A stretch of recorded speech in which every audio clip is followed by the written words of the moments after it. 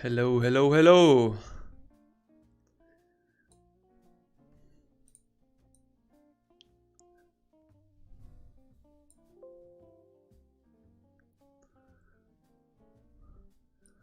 Hey Lukas, willkommen.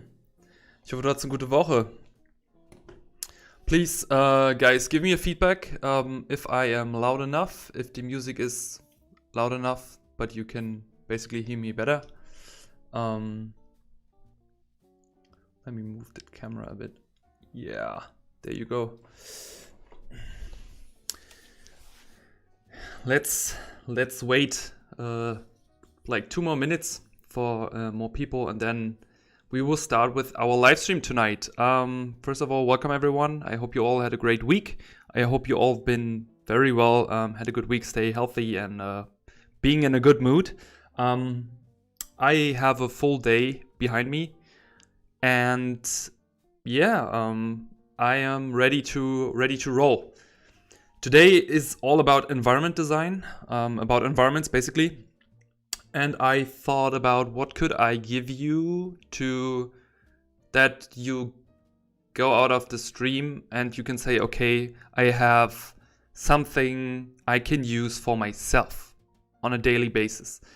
So I had to rethink a little bit and also thought about all the exercises I give my mentees. And I thought, okay, what was the most and best exercise I did over the 4 or 5 years I tried to become an environment artist, to improve constantly on my environment skills. And that's what it's all about.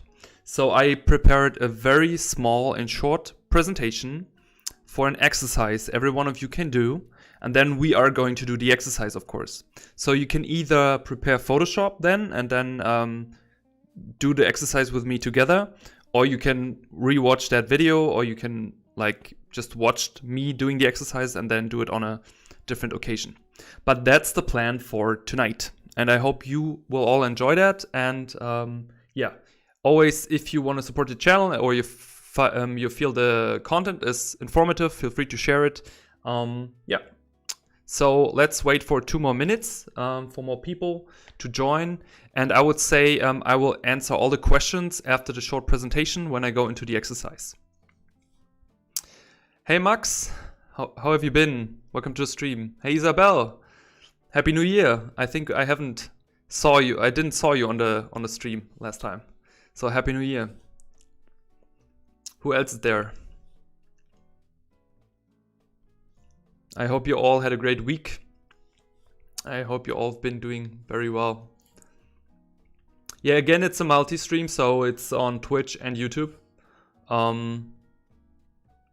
Yeah. So more people, we reach more people, so to speak.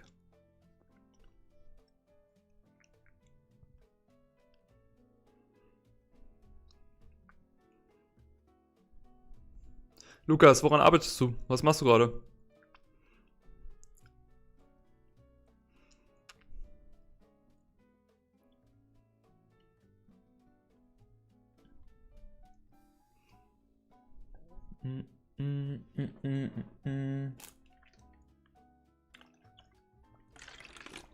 More people are coming in.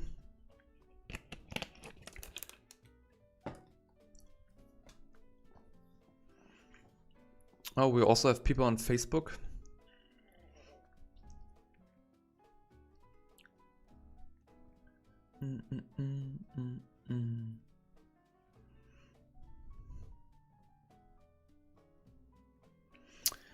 Yeah, I hope you peeps will find this interesting, and you can actually utilize that. All right, I'm not a big waiter. Waiting is not so my thing. So for everyone else, they can rewatch the whole thing later on. But I would say let's maybe jump into what I have planned. Oh, you just woke up. What's the time where you are?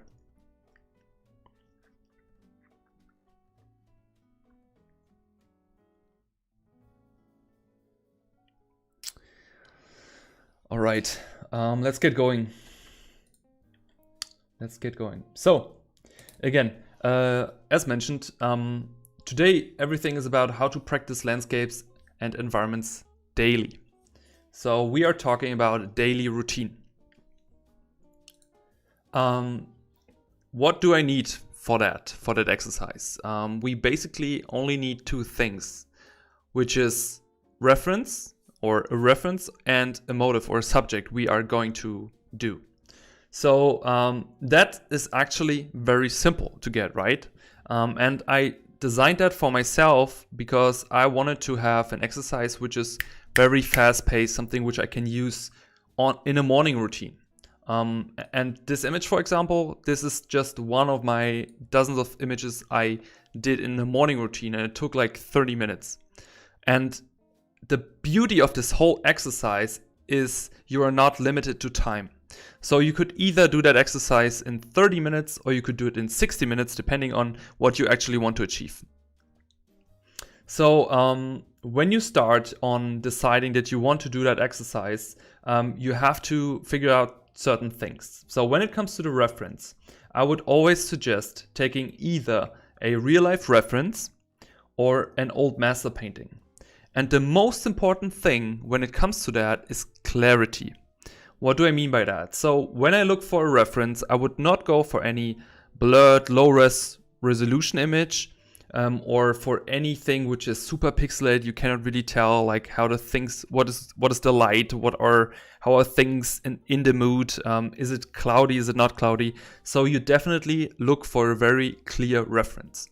The great thing about old masters is their way of representing a subject. So they could either draw or paint an environment in their own interpretation, but when it comes to the time area of realism, there were like dozens of masters who did that very, very well.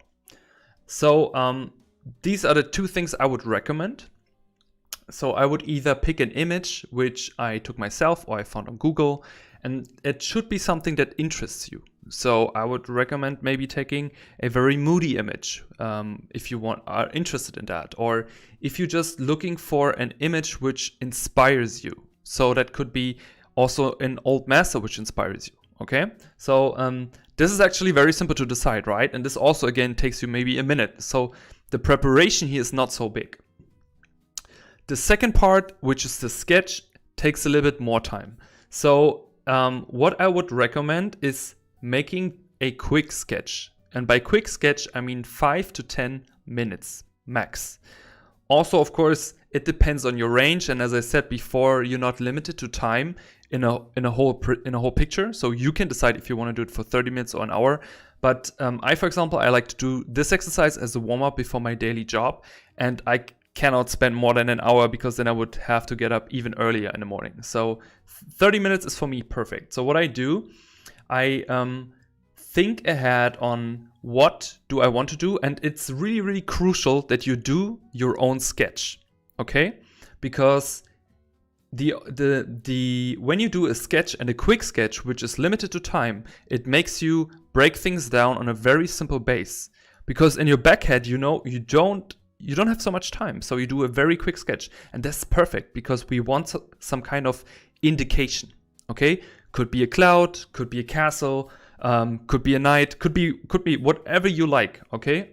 That's really up to you. And I know for a lot of people, it is hard to decide on a subject. If you have trouble with that, there's this very common method, which is just writing 3 keywords down, which comes to your head, very like the first things like tree, dead, desert, for example. That could be one, or ocean, shipwreck, island. Okay, and then you write these down and then you just do quick sketches. And it doesn't have to be perfect, okay? So I hope that's clear. And you really need to focus here on simplification because you don't have time. And the simplification, what I specifically mean by that is story. So we talk about where, what, and when. So what is going to happen, where it's going to happen. So it could be where's the place? Is it a Is it a big green landscape? Is it a forest? Is it a jungle? Is it on a mountain? Is it below a mountain? Okay, etc., etc. What is going to happen? So it could be a super chill, happy place environment shot of a green landscape with a castle in the back. That's basically up to you. And I would recommend, if you're completely new to the process or this exercise or environments in general, make it easy, okay? Do not overcomplicate things. Make it as easy as you can for yourself to really make small steps in the right direction. And what is also important is the when. So when it's going to happen. So by the when, what I mean is the time of day, so to speak. So golden hour, morning, evening, dusk, dawn, night. These are things you have to decide before. And this is also why you need the reference, okay? Because the reference takes the biggest part and the biggest thinking for you away of that. But you will see when we come to that point. The next thing you have to focus on when it comes to simplification is the flow or the composition. And I drew a little camera besides that, a very ugly camera, but I drew a little camera next to that that I always tell my students and everyone I teach, I tell them, you are the director of your image. So you have to decide where is the camera, okay? You decide if you as a person are the knight in your story and you are just riding into this landscape where you have the green environment in the castle, or if you basically looking in an eye perspective where you just look on a very wide field, or maybe it's a bird's eye view from top, or it's a very low angle. And I catch a lot of people who are like, when they do that, they don't really think about these things, which is of course hard in the beginning. But in general, I would recommend to look at movie stills, because in movies you mostly, and let's say in good short movies, you have very good examples of that. Certain things are shot in a very low angle, certain things are more in a high bird's eye view angle. And this is on purpose because the director wants to tell a story. Okay, that's why it's also below story. It is support story, but it's super, super important at this point. And the last one is the mood. Okay, so again, to when it's going to happen, it is the mood you want to tell. So is it sunny? Is it cloudy? Is it rainy? Is it a dark mood? Is it a happy mood? Is it a sad mood? Is it like an action pose? Is it very dynamic? These are the small questions you have asked before, and then if you have that, you're good to go. And this is something, when you do that first, it's maybe tricky, then you do it again, and then you come to that, and then in the morning for me, it's just wake up, I'm like, okay, night, castle, landscape, and I'll just write that down, and then it's going. Okay? So, when we have that, and I also wrote preparation is king here, because preparation is basically king, but in our way, it's a very short way of preparing, right? So we only prepare in the smallest amount of possible time. And what I also want to give you before we go into the exercise, just to show what is the process of learning that, I wrote here, failing is good, and so fail fast. That's something I've learned in college when I had a teacher who said, fail and fail fast. I would love to take the fast away, because like doing something fast is always pressuring you. But in general, I would say, do not be afraid to fail in that process. You will maybe do it very bad again and again and again and again and again and again. And it maybe takes you 6 years to come to a point where you think, okay, I start now to think I understand how to paint a landscape. But to be honest, still to that day, I feel like I don't understand anything. So I think it's a good mix of self-reflection and understanding your understanding and your actual hard skills on doing something. Okay, and I just wanted to show you that because I found my old blog. It's a Google blog, and I uploaded images there. And I remember this one here. I started out when I did my first digital paintings, and there's basically nothing in there. And I was super proud of myself on doing this image, which is there's nothing in there. it's basically nothing. And then I started to really dig into, I can zoom in here a bit, to dig into environments more, and I started to use Copics for to understand, okay, how is a value structure working? Because I saw in Pasadena they also used a lot of Copics, and this is actually a very expensive way of practicing that. But there are also cheap Copics. But at the end, it's a cool way to do it in your sketchbook. So these are basically, I don't know, I put like 2 Copics, which is like $5 per Copic in one image, just like rendering the hell out of it. And it's a process. It's a very slow process. And the more you practice it, of course, the better you get. And I know tons of people who learned that stuff way faster than I did. But I just want to show you, like, this is nothing you just learn on a like you just do this exercise 10 times and you're a master. No, it's a elongated process. Okay, so never give up. Fail and fail fast, but also embrace the failing, because you will come to a point where you maybe think, okay, I repeat myself too much. All right. Okay, that was it for the very short presentation. And I really want to try that out. And I think we're good with like 10 minutes. That's perfect.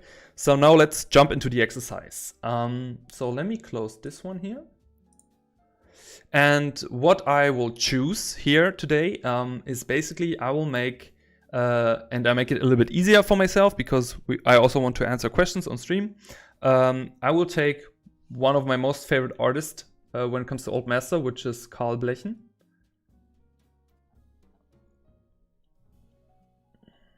Just if you want to Google him. And I will just take my warm-up painting from 2 days ago as a base, and I will combine that. So I will use that. All right.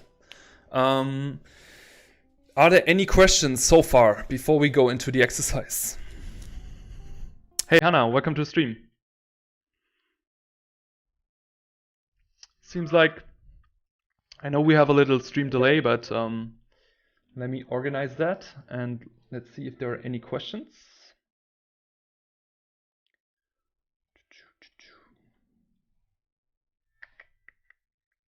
This one I don't need. I just take this here, put it here. Maybe I put it here. Okay, so this is my reference.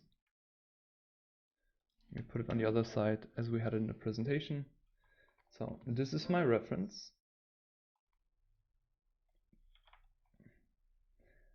And this is my starting point, so to speak. Okay, it's my ref. It's an Old Master, and this is my starting point.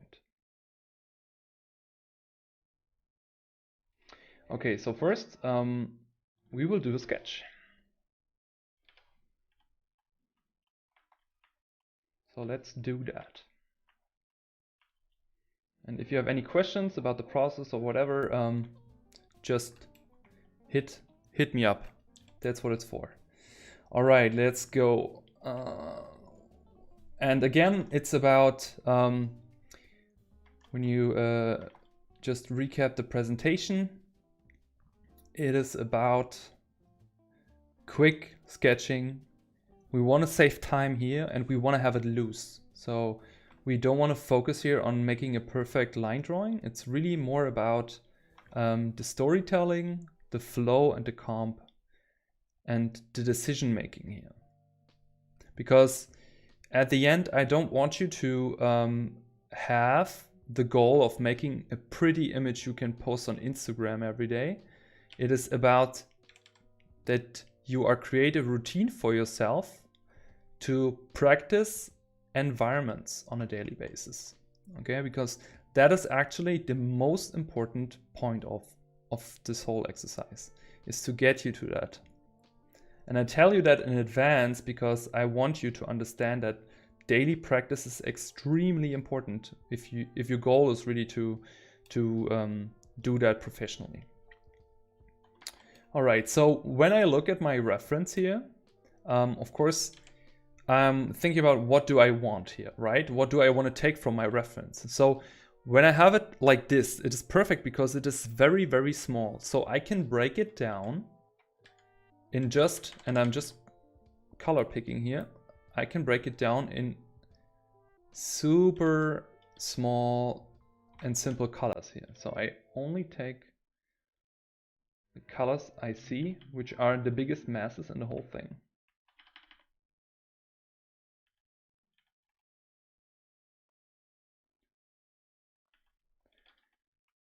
And I really don't care about making this here pretty.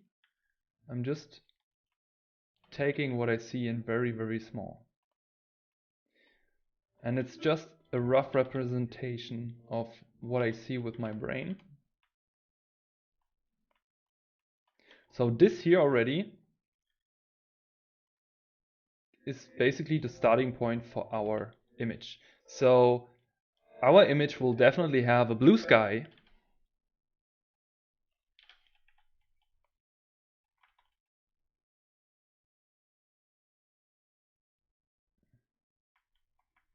Blue, come on, sky. And we will have some sort of sand in here, like sand slash arid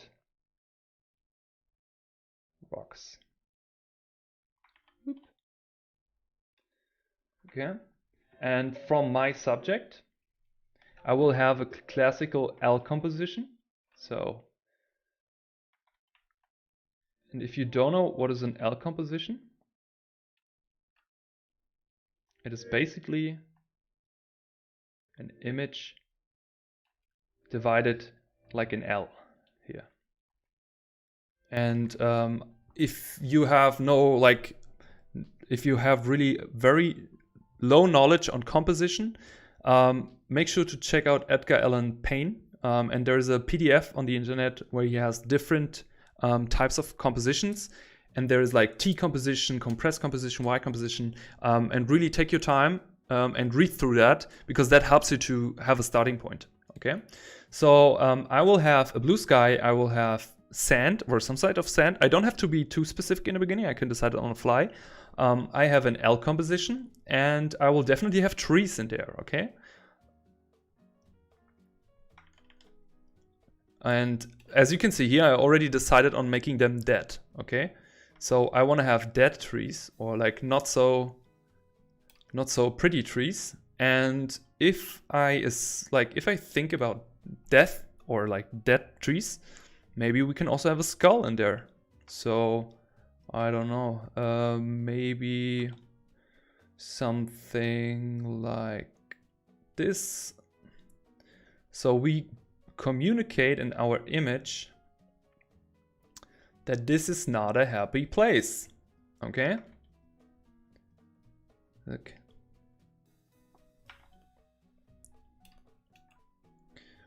It is telling us not a happy place. Okay? And that's basically it to begin with. Okay? These are the things we know. This is the outline of everything. This gives us the knowledge we need to start with that stuff.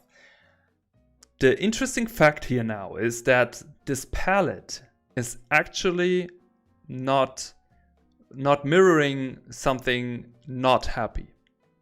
Not like threatening. If I think about a threatening image or a painting, I have a different color palette in my mind. But I would say let's keep with that, let's stay with that and see what comes out of that. It could be very interesting, all right? So back to the sketch. So we said there is basically maybe a skull, or maybe a couple skulls, because it's not a happy place. Maybe this here is some sort of like dry riverbed. Then we have roots. Again, we want to keep it loose, very loose. Hey Kumo, welcome to the stream. And thanks for the follow. Alright, so now I can think about...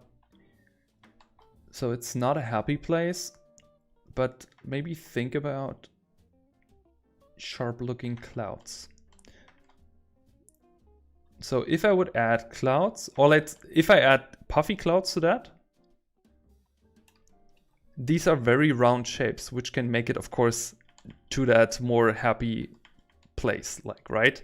So maybe we don't want to do that. Maybe let's do something else. Maybe let's go for that castle thing there. Okay, so I don't know what that is. I never read down on that image from Carl Blechen, but let's think there is maybe some sort of castle here.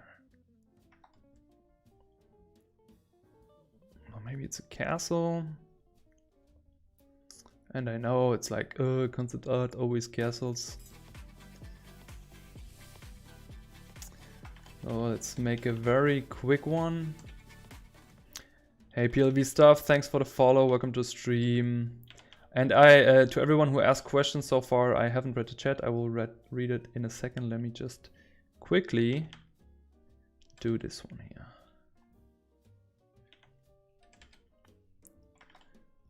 Maybe we do it even looser. So we think about maybe the castle is not completely rectangular to fit the shape design of that. So maybe it's a ruin also. Maybe it's not. It's like broken castle stuff, right? Or maybe it's some sort of plateau. So everything here is basically leading to that. Okay. So let's keep up the speed. Boom, boom, boom. My heart goes boom, boom, boom. Then in here. And then we could think of maybe we have some vultures flying around here. Technically, we could do something where a vulture is basically sitting here or something. It's just looking at us. Like, oh, you look fresh. I want to eat you. This is something we can do later on. It doesn't matter at this point, but these are things you can do to like give story and intent, right? So, and maybe they're like super soft, like, but very, you see there's some sort of atmosphere, but it's not happy. We don't want that. All right. And that's already enough for me. Okay. It took like, I don't know, let's say 10 minutes. I didn't watch the time. And of course, like this doesn't limit us. We can always do more, of course, right? We can, when we go to the painting part, we can also add more stuff. All right, let's flip this guy quickly just to see if it is some sort of balanced. Okay. So maybe in here, bam. So we want just making strokes here to lead to the selling point. It's actually I like it this way, but that is really doesn't matter. We can flip that. It's just important that it works both ways. Okay. Alrighty. Okay, this is our sketch. Let me save this. We keep this. Okay, so far so good. Let me read the questions quickly. Hey Celine, how are you doing? Welcome to the stream. Hey Sudurus, yes, new streaming format. I wanted to have more of a presentation in the beginning and then an exercise for everyone, which they can take with them and then practice. Hey Lynn, welcome to the stream. So it is okay to pick available colors from a reference. Of course it is okay. Think about this. So, of course, it is a valuable skill to know what a happy mood, a happy environment makes. So green colors, warm light, okay? And you could also think the opposite. What is a threatening environment, dark lava, red stuff, you know? That helps you. And you will see, the more you do that, you will learn that very, very quick. So in order to just make the first baby steps, I would say, of course, pick the stuff, pick the colors, because you want to understand that. when it comes to that, when you are really key about learning that, you can always do studies where you really try to copy that. But the problem I see is that a lot of people who do studies, and I did a lot of studies myself, they have not a big learning curve in making copies, one-on-one, even though I did tons of copies. So I would always do that. No, you don't need to, but you can try to figure out on a color wheel. If you do that, you can, of course, there's no way of doing it, but in a way it gets obsolete, because if you work with reference in the future, let's say you work as a professional, and let's say your art director comes to you and says, okay, I want a concept in 8 hours, and you have no freaking time, and you will of course have together a giant ref board of things, of moods. Do you try to guess the stuff? I mean, yes, maybe, but when you're under pressure, maybe not. So this question becomes very subjective at the end. But I totally agree on trying to understand that, okay? So don't take me for a yes or no. Take it for a possibility. Hey, Burrito, welcome. Where's the man with the stick? I will not draw on the man with the stick first. Hey, Claudia, welcome to stream. I hope you're also doing well. Ah, good. All right, no more questions asked. So let's continue with that. Okay, so now we have that. This coming to this part is basically the hardest part. Okay, it is decision making, preparation.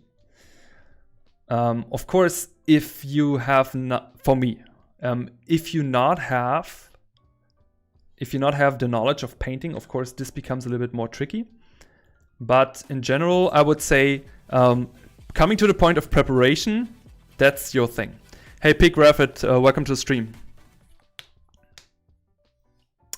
All right, so back to the question also from Lynn. We can also try to guess that, okay? So I see the reference and I can try to do this here. And no, like I just take an estimate color and an estimate value, which you totally can do, okay? But I can also do this and do this, and then I save myself a little bit of time. And also I know that there's some sort of gradient on that. So I just give it a little bit of gradient from below. So I have from the beginning a darker area here in the sky, and then it goes a little bit brighter and it desaturates a little bit, okay? So then I go to the next point, and I would always suggest big masses first, okay? So everything which makes a big part of the image. Again, same thing, I can now go here on the other side of the color wheel and then try to estimate that value, but I also can just do this here and just click here and whoop. And there's no police catching you. No one gives a damn actually about that. So just do it, feel free. Okay, and also in terms of working, I would suggest work zoomed out. Okay, as long as possible, because you want to have a general overview of that. As long as you can have that overview, that's good. And when you start to zoom in more and more and more, then it's just about refining, and you understand already that the image is working. Okay. Okay, so we have the trees in here. So let's give me some trees in here. Boom, boom, boom. I take the lasso tool, and I don't have to be super precise, even though I spend so much time on drawing in those trees. I will give it something like that, a warm brown, okay? And then I also have, and I do that on separate layers just to be more flexible later on. And I know this is a little bit further away, so there's a little bit more atmosphere, so it's a little bit lighter. And then I have another one, maybe it's a little bit smaller. I also don't have to be super precise with that. Boom, okay? It's my base shape. Okay. Then I also have the castle in the back. So let's do that. So again, we take this here and we just map in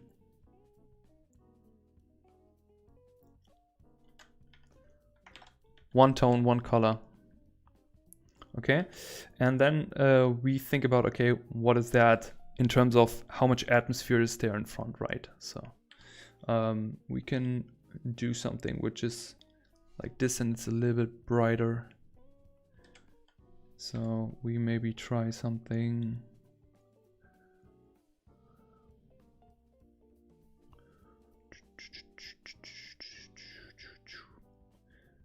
And there's no right or wrong, okay? That's what I mean. Don't be afraid to pick the wrong color. Okay, so if I say this is a little bit too,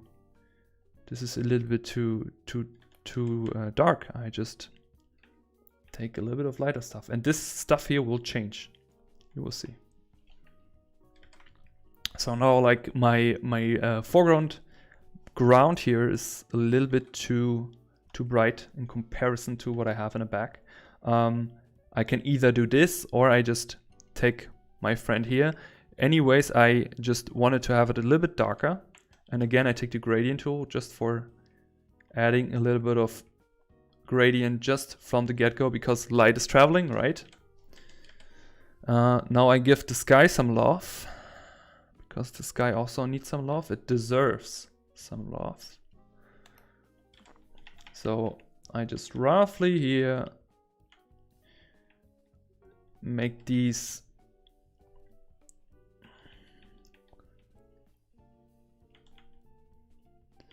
cloudy clouds, and I'm not very precise because I wanted to do it fast. This is a morning exercise, okay? This is what we want to do in the morning. So maybe, I don't know how are you in the morning when you wake up, but I'm not a very friendly person. I could probably have killed a couple people in the morning if they would speak to me. So it's better to avoid me in the morning. All right. Let's take that. Okay, I take this.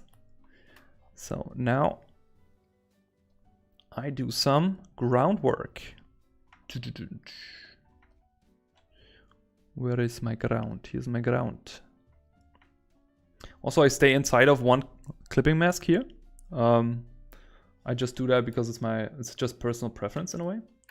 But now that we have that, there are two things. So if we want to think about light, okay, I'm just speaking about light and light direction, it would make sense to look at our reference or maybe to decide right from the get-go what type of light I want. And that's why also I kept my other morning routine in here, because I was practicing. Where's that layer? I was actually practicing. No, where's the move tool?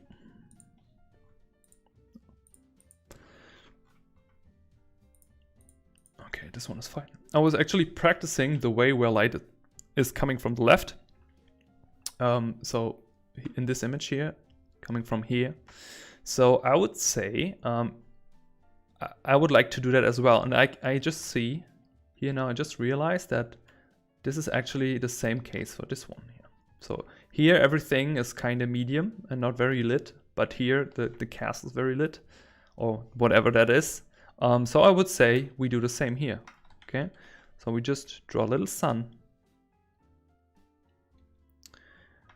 Okay, and the good thing when it comes to a desert, usually everything is very evenly lit, so that helps to, it is very easy to make, you know? I think that's also the reason why there are a lot of desert concept pieces, because desert is just an easy topic in a way. So we have to decide that. Now let's get into that and start painting. So you could either do a linear dodge add layer now on top, to add light in just on a general perspective. So I just quickly show you that. So I have it binded. So when I press Control F2, I open a linear dodge add layer, and I also have the linear dodge add brush selected. And then what I can do, I basically can take some sort of color in here, and I go for a very saturated dark color. And what I could do, I could basically just go over here, and you would see it would add light in a very gentle way. And I think I've done that also quite some time on stream, on the last streams where we painted. So I could basically just add some sort of warm color gradient in here and think about the direction and how the light is hitting stuff. Okay, so let's say maybe the light comes around. So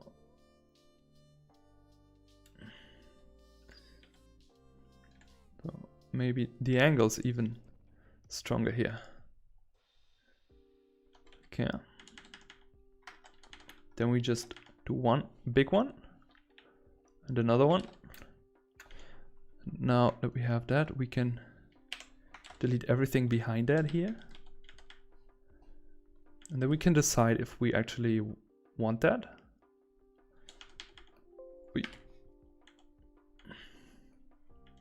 Of course, we take a little bit of that out, but it's maybe cool how it hits this area and this area. And we take, this is very small, okay, but this is just the direction. So the opposite of this would be maybe a multiply shadow layer. So it's just a layer on multiply. And when it comes to adding shadows, always think about this. The more saturated the light is, the more saturated the shadows can be, okay? And not only stay in here when you take your grays for your shadows, also go over and think about maybe you could also have warm shadows. And that's the opposite for cool shadows. So think about a warm gray and a cool gray. Okay, so I'm going to take a cool gray here. And what I could do, so to speak, I could just think about what is actually casting shadows in my scene. Okay, so maybe this tree has definitely everything has a form shadow. So so to speak, adding some sort of shadow in the foreground. And I don't think about making it perfect. It's just about the first like big shape. And I always go from very big and broad to small and refined. Okay. So I think about how can I have a nice separation of light and shadow in my scene. Okay. So, and I can always adjust this. Okay. I can also turn it into grayscale in between just to see how the value readability is. Then I see this one here and I was like, this boy, if he gets hit by light, he's also casting a shadow somehow. Something like that.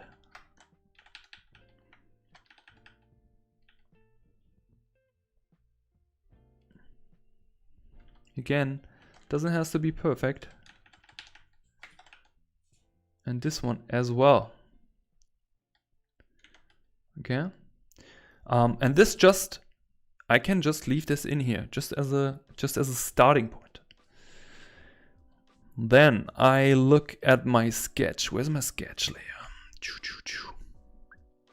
Here it is.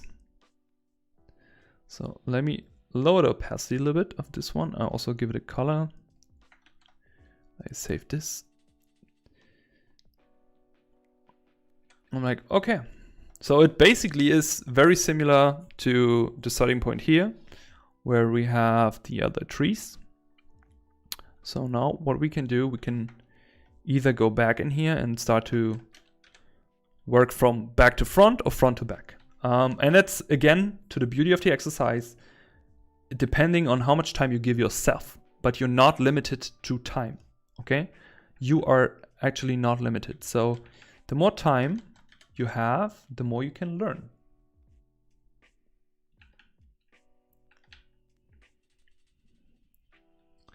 So I am now starting to add a little bit of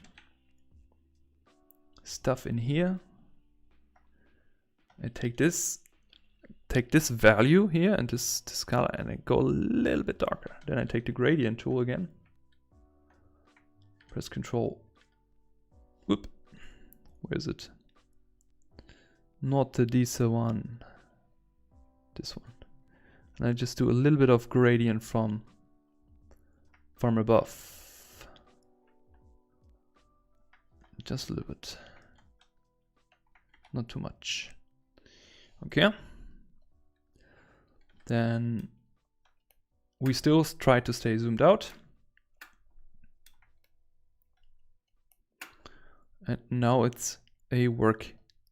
Just a question of how much do we indicate and push. Okay, let's go. So we can also, like, depending on brush, yeah. What I always would do if you have an area of value, like let's say you want to add the skull here, take the main value you have around before, okay, and then just try to go a little bit lighter step by step.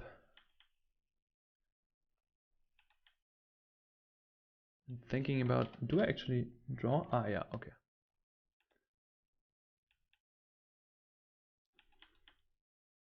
So it could be maybe that the skull gets a little bit hit by light here. Then we have this one here, so we also have some sort of shadow in here. So there's an edge.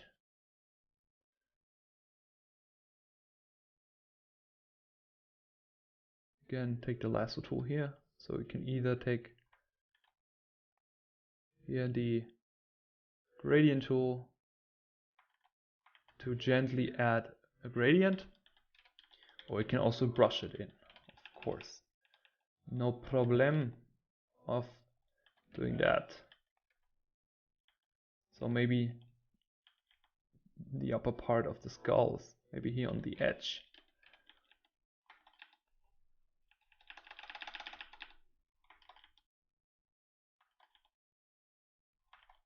And then the lower part is maybe here. Let's make it a bit darker. Maybe there's like just indications of that. Then the tree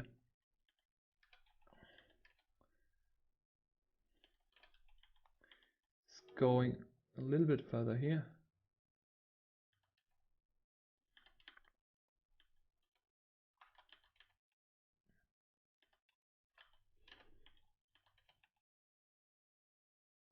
Also the tree has not only form shadow and cast shadow, it has also ambient occlusion shadows, which means the darkest areas where light is not hitting so much. So maybe it's a bit split in here. Okay.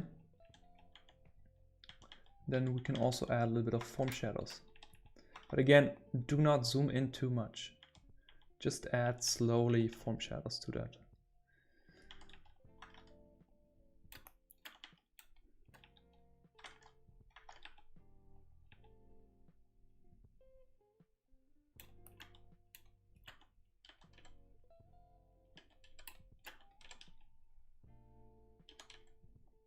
And again, it doesn't have to be perfect, just work in some stuff, work in shapes. Look at your reference in between. I wouldn't stare too much at it, because I try not to, because I copied so many images, but you can, of course, watch very precisely if you are interested in the way this artist, for example, painted, for example, the rocks or the foliage or whatever. But in general, I would say really try not to look too close, really try more to understand that stuff. So let's say you have some sort of like arid or broken ground. Ask yourself, what shapes could that create? Right? So very roughly here also. No, I think like, okay, the cast shadow here is maybe not so straight. Doesn't make so much sense, right? Because like if we would calculate a shadow, like always, like, and that's also a super important lesson to learn, by the way. If you don't know how to calculate a shadow, first thing you should learn is how to calculate a shadow. And I just show it by a very simple, let's do a box. It's even simpler. Okay, let's do the box. Boom, boom, boom. Okay, light source, dep, dep, dep. Light comes, hits the floor, and hits the edges or the corners of the box. Okay, comes from the same direction. And all you need to do is, I just do it very rough here, but all you need to do is basically connect this. Like, here is the light hitting the ground, here's the light hitting the ground, here's the corner of the cube, and then you only need to connect these. Same goes for here. And then I can basically connect these. And then I have my cast shadow. And I know everything here is also in shadow. And to a certain point only gets bounce light, depending on the surface floor. Bounce, whoop, baby, bounce. No pun intended. Okay. Any questions so far? Claudia, you can relate to the morning person. Yeah, I think a lot of people can. Yeah. Home office also doesn't make it easier. All right, let's go back to this one here. Hey, Oliver, how you doing? How's life going? Okay. So also what I really like about the exercise is that it gives yourself the room to play with your imagination. And that's also why it's so important that you use a sketch in the beginning, as I showed it in the presentation. It is so crucial to use a sketch, because what we want is we want a little bit of our soul in that. So every time you do a sketch, every time you do something, you add a little bit of your own soul. But if you copy stuff like one-to-one, you do not. So that's why it is really, really important also for your psychological being. I would always say, try to give it a little bit of yourself. And then you will also start on finding what style do you actually like and what is your own style, and that stuff will develop. Okay, let's do this castle. Again, for the castle, I can go in here. I'm like, okay, how does this look? Gets hit by light, so it's very white in here, then it's kind of beige stuff, and it's also very light here, so maybe it gets a little bit of bounce light. But I mean, mostly I know like this is my value range here when I look on the top of my color wheel. Like, it's this triangle here, it's bouncing. This is the brightest part, this is some sort of the mid value, and the darkest part is probably something like this here. Yeah. Okay, so that's what it's for. So you can basically start to draw in here. So then we know there's some sort of mid value in here. You can either take the lasso tool, or you can also take a blocky brush, for example. I could also take, I have a brush I call Color Blocker, which has color jitter on it. So I can basically do something like this here. And you see, at this point, I really don't care about my sketch anymore. The sketch is just the starting point.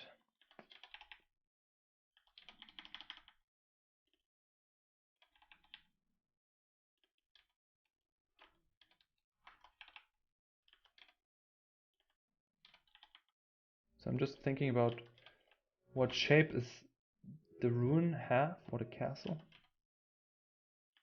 and where are spots where light is hitting. Okay. And the more I add, the more I can take away. So I can lower the opacity again. Correct. So maybe like this here, maybe there's a little bit more here, and then maybe there's sand here.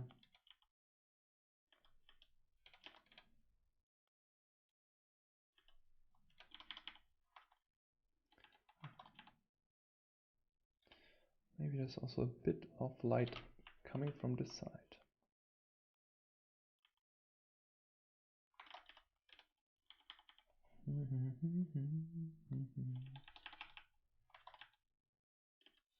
Let's draw in the flying vultures. I'm just indicating that as I did here. So I just take a brown and do some type of sound effects. Also, when it comes to birds, I don't know if we talked about that. So you have different ways of doing that. Like this looks a little bit too artificial, if you ask me. But there are different ways of doing that. The best trick I've ever learned on when it comes to birds is doing 2 together and 1 away. Somehow this constellation is so natural and it tricks the eye of like, okay, this could be actually real birds.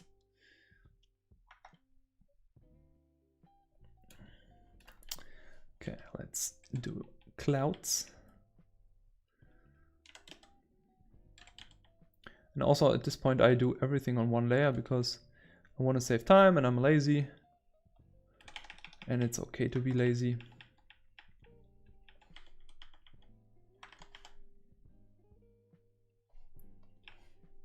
Just be a little bit lazy.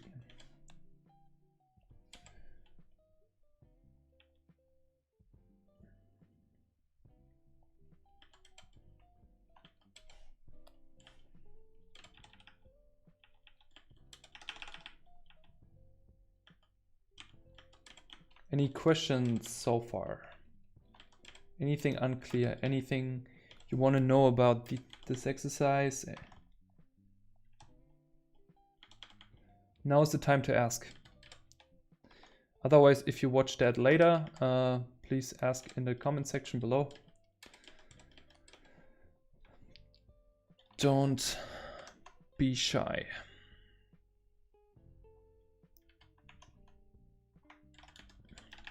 And it's a playground for you. It's a playground of adding shapes, adding tones, values, everything.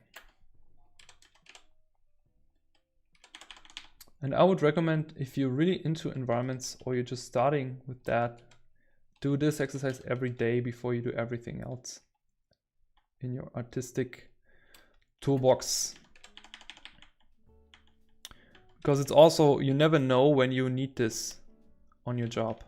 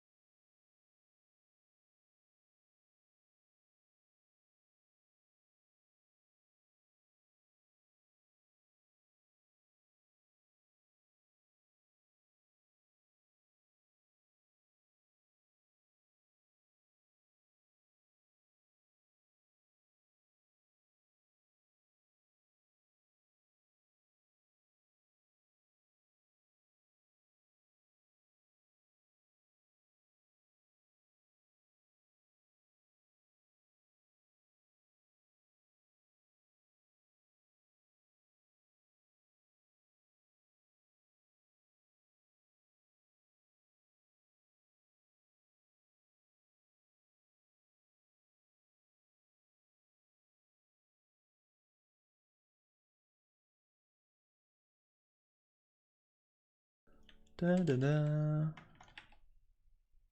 Again, have fun with this exercise. Don't think too much at the end, you know, like, as I said, preparation is important here, but what did we prepare it is so small.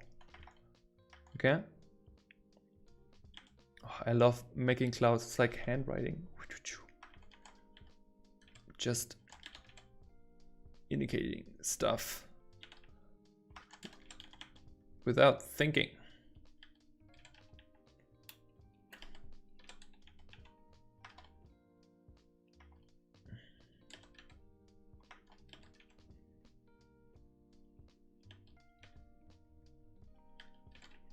And I do everything here on one layer.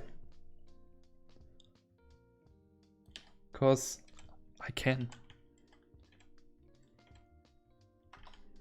Because I can.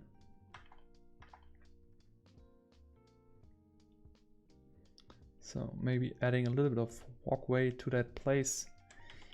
Maybe we have also freaking vultures flying to it.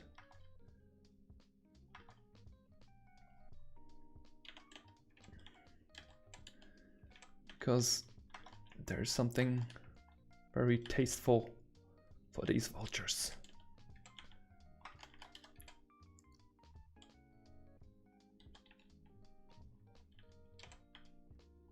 Could also indicate that there are more of these dead tree trunks.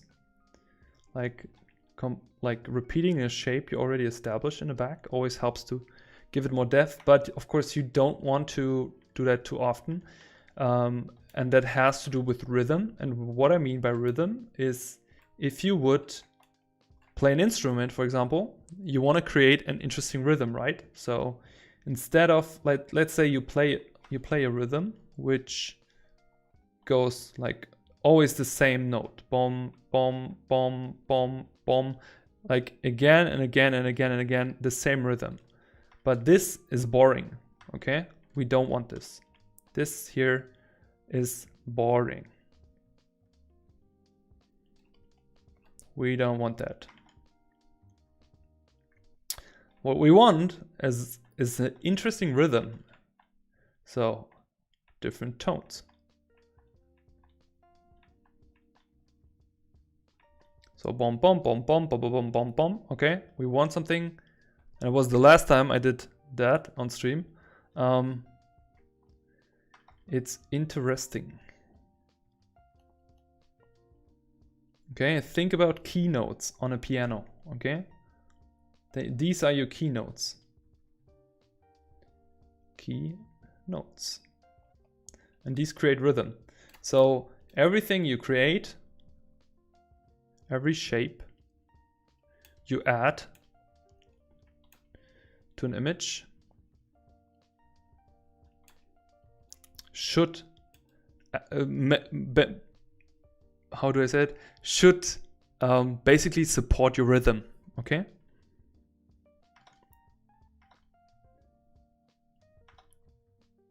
To make very nice sounds. Okay, hope that was clear what I want to say by that. Otherwise, ignore it. Oh man, we start to have so many notes here. Okay. Also, if you guys and girls want this, this sheet and with all the notes and everything, if you want that, let me know in the stream chat here, and I can just save it and post it on the ArtZone Discord, if you like. If not, you don't. Okay. Let's continue with this. How much time did we spend actually? Okay, 1 hour. That's perfect. So we had a presentation until minute 17. So I would say like it's a rough 30 minutes on this one here, right? So I want to at least make it work.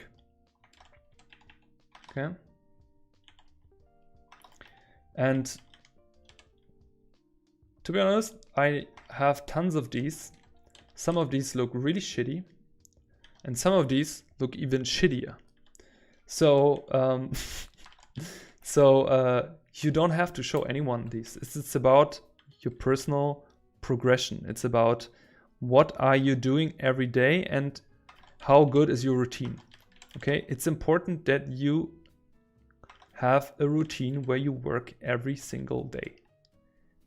If this whole art career thing is something you want to do. Okay.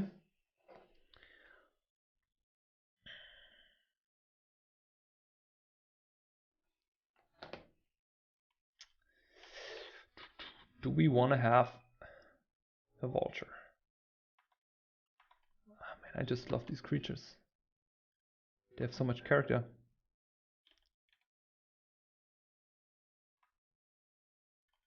Not sure yet, maybe later. Okay.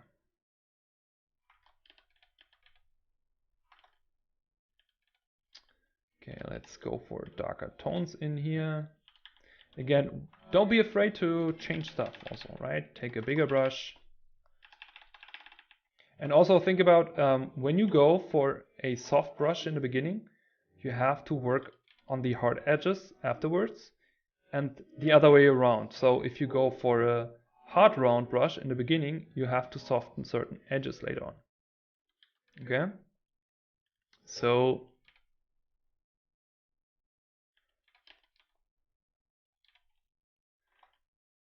just keep that in mind when you do that. That's why brush control and sensitivity is somehow important, because you have to it should make sense what you actually want to do. Okay. Okay, here are our skull, and there is also casting, like making darker shadows here. Bam bam.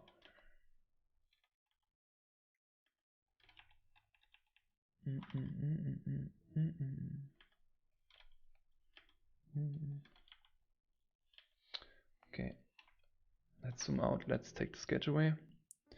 Okay, okay, comes closely.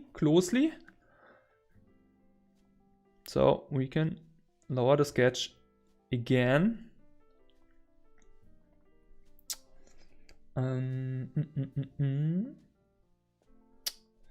What brush do I want to use? Yeah, like mostly in terms of brushes, I really use the hard round brush and the soft brush. Like these are the most important brushes, if you ask me. Why is my frame? Okay, it's the sketch layer. Let me frame this here. This confuses me partially. Let me just redraw a frame here. Wow. What a beautiful frame.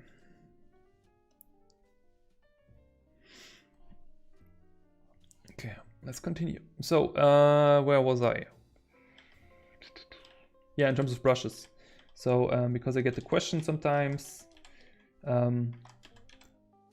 learn to work with the hard round brush and the soft round brush. Everything else is luxury. So, if you have a good brush for foliage, it's luxury.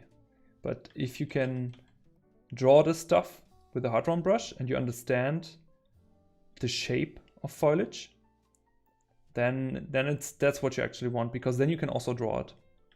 Okay. And also when it comes to painting, as you can see here, how I do strokes, for example, this here is no stroking. This is drawing for me.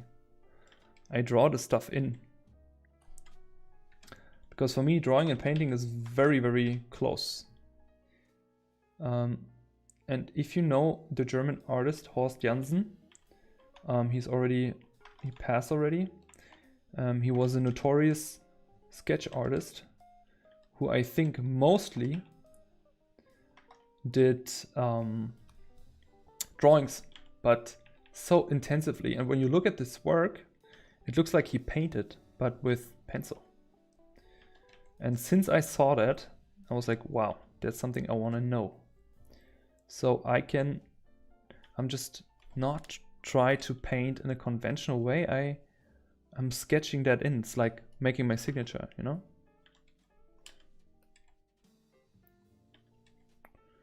Like again, here's back to my rhythm of shape. Like See, okay, the angle here is okay, but the rhythm is a little bit too boring, as we spoke before, so maybe change it.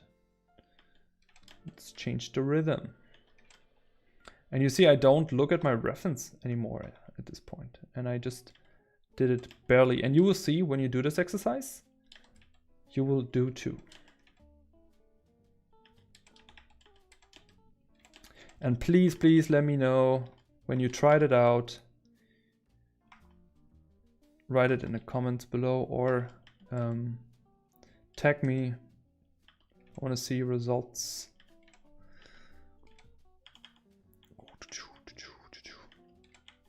Sound effects. I don't need stock music. I can do my own sound effects.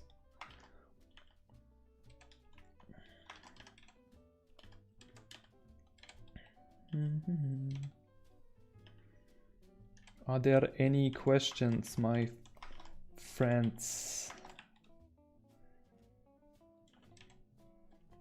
So we can have a little bit of more shadow here because how I drew it now, it seems like it is angled. So let's take the value here and just go a little bit darker, and doesn't have to be perfect. We can always adjust it. As in a presentation, don't be afraid to fail. Failing is good. Here, just a little bit more. Just a little bit. Just a little bit. Checking values. Just a little bit. Yes, that's what I want. That's what I want. So I have to do the same here because there's also some sort of shadow. You want some chardonnay? I give you shadow. Yeah, I barely sleep last night. That's why I'm so funny today, if that's your question.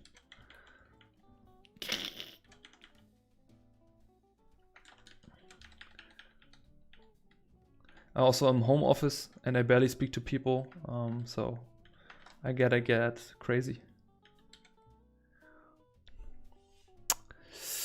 Let me read the chat quickly.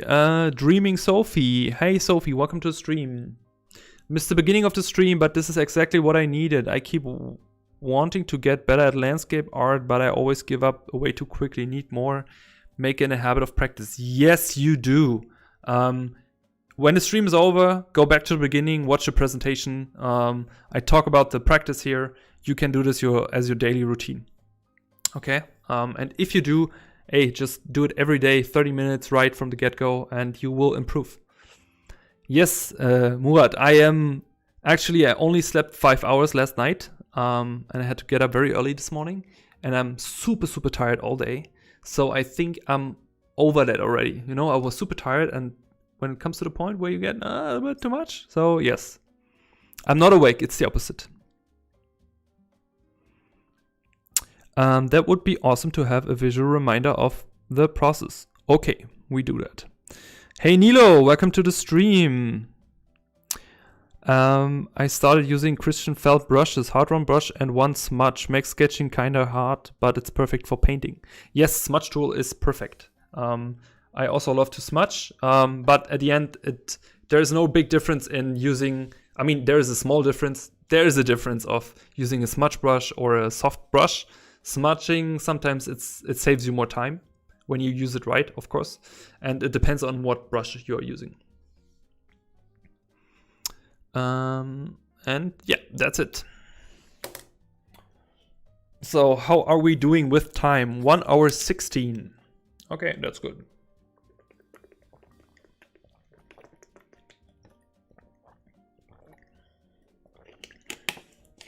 Okay.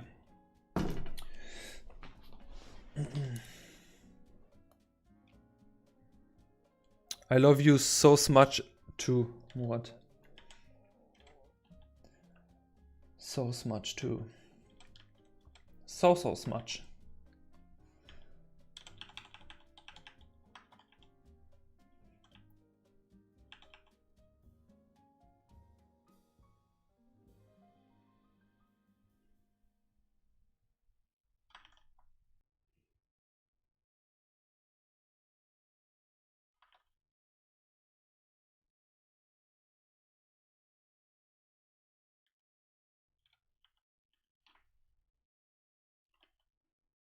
So we can go a bit darker in here. When it goes to taking a dark value, please don't go lower than 5, okay? Because again, I see very often a 0 or a total black in images, and we mostly only have that where is no light, and that would be space. Hey Mira, welcome, good evening, welcome to the stream. I'm happy that you said hi,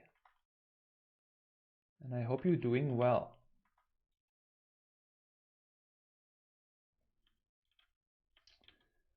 Okay, let's give this here a cast shadow inside. So you can see that as basically the build-up process of that, and it's my decision of how much time I want to spend.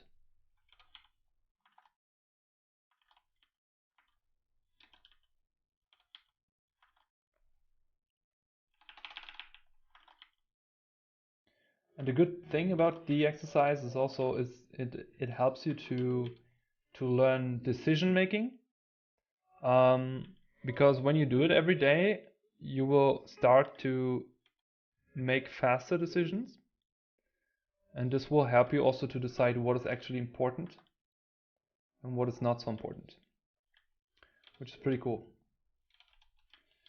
Okay, let's give it a little bit more detail here in the midground, and I don't give a damn if it's perfect or not, because I don't want any perfect stuff in here.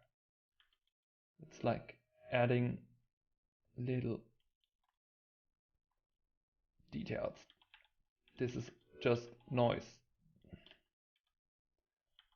Just adding noise. And it takes like a couple seconds. Now I add more noise in here. And I'm not thinking. I'm not even looking. I look in the camera.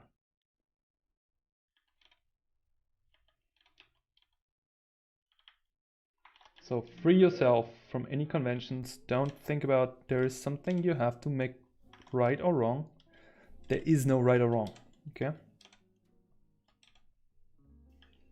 Try to understand and execute.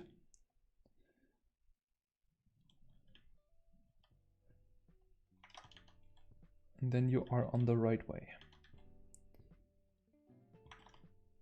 Which is no right way. Haha. Think about that. Okay. Okay, let's work a little bit on the shape of the castle. Or the runes or whatever. Still staying zoomed out. No tangencies. Try to have more clear shapes in here. And again, we want to look at interesting rhythm of things. Trying to be consistent with shapes as well as our light. So there's definitely some light hitting some top surfaces, so we just make things a bit brighter. Just a little bit. Maybe it gets a bit darker in here.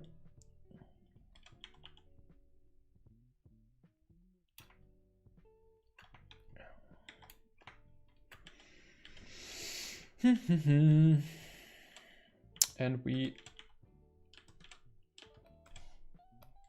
do more of that. Let's, okay.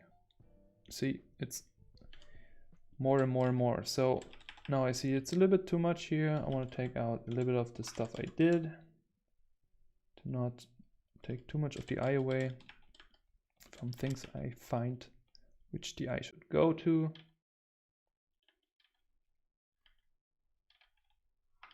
Maybe I want to try something. How about that goes closer to camera? Maybe not. Maybe not.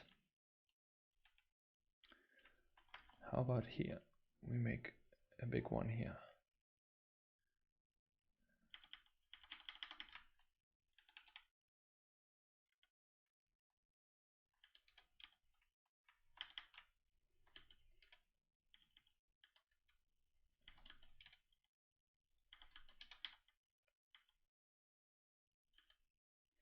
So let's add a little bit of atmosphere. For this we just take soft round brush, take the atmosphere color, then we just put the opacity on 30, and we just go over it a little bit.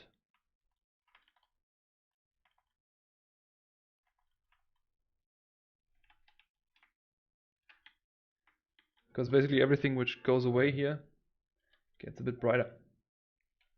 So this one here in the back could be also a bit brighter.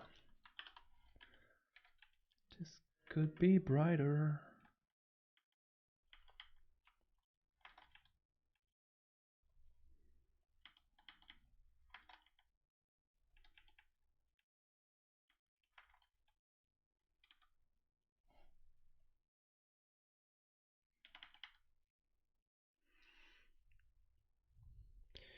Don't worry, Mira, don't worry. In any case, I hope you are doing insanely good.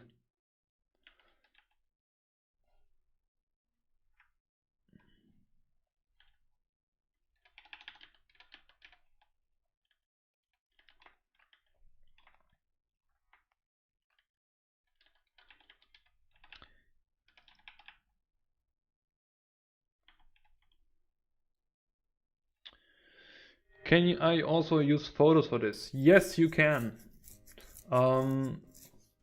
So when it comes to the exercise, of course, there's no limitation. When it comes to the establishing part, so the first 30 minutes, I would say try not to use any photos. But let's say you think like, okay, this is a nice image, you wanna see where this is going, feel free. Take photos, add stuff. This is totally, there's no limitation to anything. Okay? It's a free world. So do as you like.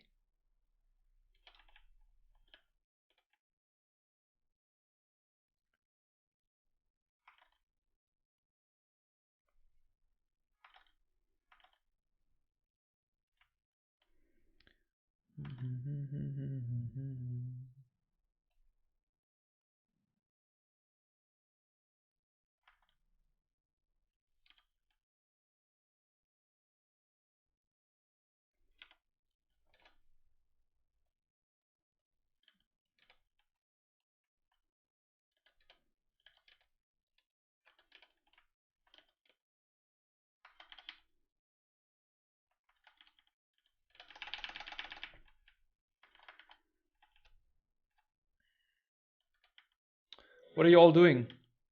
Chat starts to become very quiet. Are you all drawing? Then it's good. Don't feel bothered by me.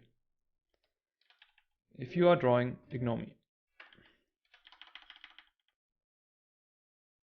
If you're painting, ignore me. If you're cutting fruits in your kitchen, ignore me.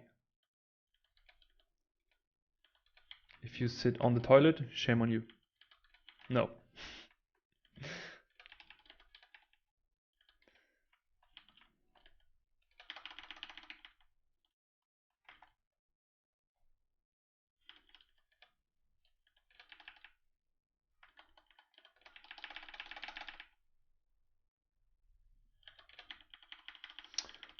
This cloud is not my friend. I don't like you. Go away.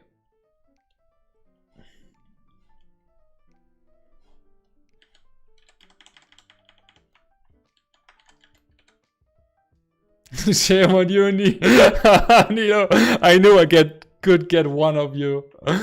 No, it's fine. You gotta do what you gotta do. It's a human right to go on a toilet. Hey, Jonah. How are you doing? I'm doing great. How are you? How was New Year for you? How was Christmas? How is art going?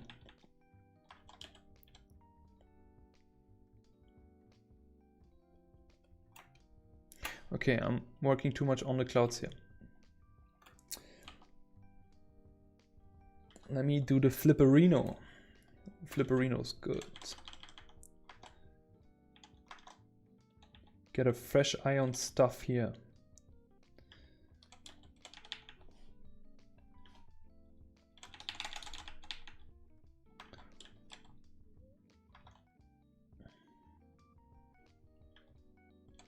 Could actually make this a bit bigger. Why not? Let's make this freaking crazy, shapy, interesting. Yes, that's what I want. And I don't care about perfection. Yes, I want the creepy tree. Give me the creepy tree. Come on, brain, do something. Wow, there is it. Have you seen that? 5 seconds. Bam, there's my most favorite tree. I love you, tree. I smudge you. Murade. I smudge you so much.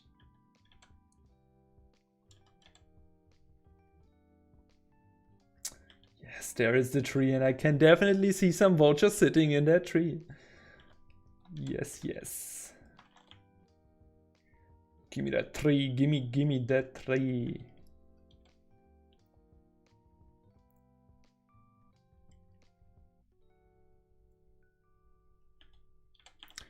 This works better for me.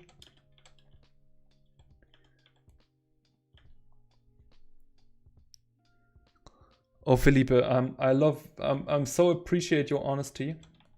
And I totally understand that you sketch on a toilet. It's like Eminem wrote all his best lyrics on toilet, right? If you ever tried it, it's the most relaxing spot.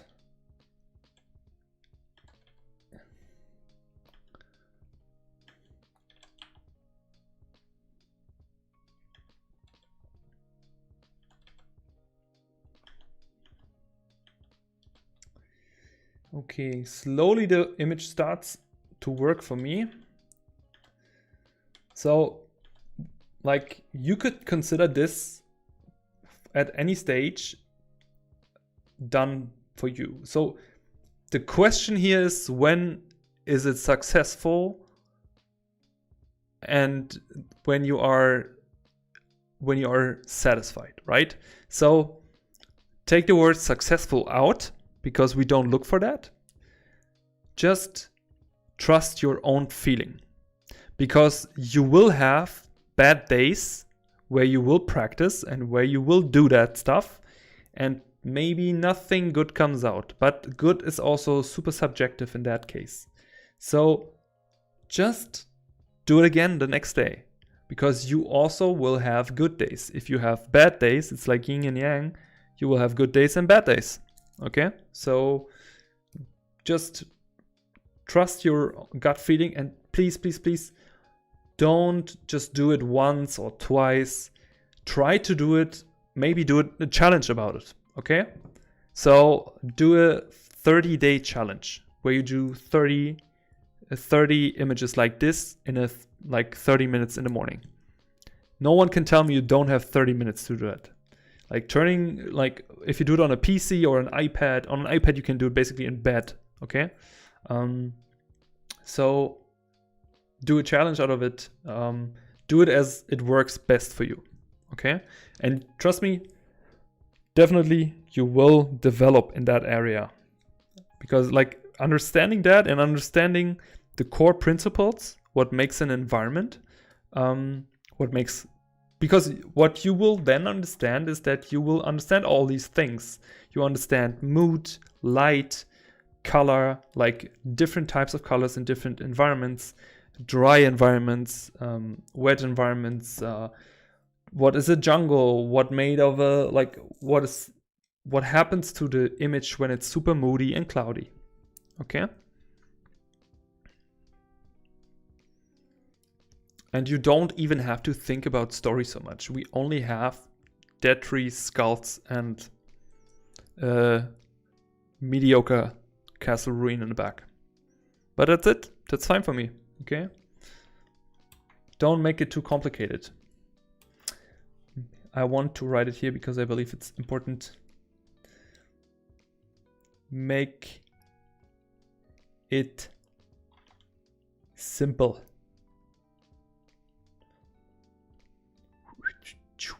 Okay. Make it simple. This is importante. Maxi importante. Okay. Here, homework for you all. Okay, for everyone who's watching and who wants to do that, everyone who is watching that in the future, now you know what this exercise is about. Okay, so homework is for you to do 10 of these.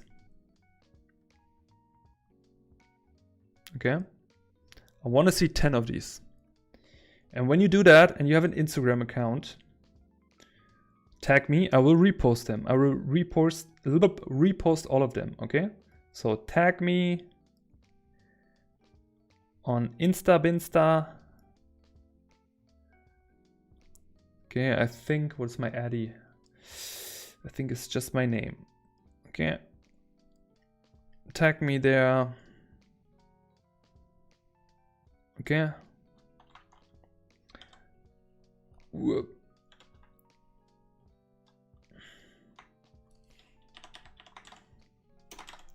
It's my name, Janos.Girasch. Tag me on, what is the Instagram logo looks like? I have no clue. Like this or something. Tag me on Insta. And then do 10 of these images. And also post them on the ArtZone Discord to not only show your progress, but I also want that you inspire others to do that, because it's about finding your happy place, getting better with art, maybe become a professional artist one day, and motivate others. Okay, so for everyone who's watching, this is your homework. Do 10 images, and then afterwards maybe continue for the rest of your life. Okay, don't question anything anymore in your life. Just do that every day and then become happy. And one day, 20 years later, you will say, I have to thank Janos for giving me that because it just changed my life. All right, good. Good, we talked about that.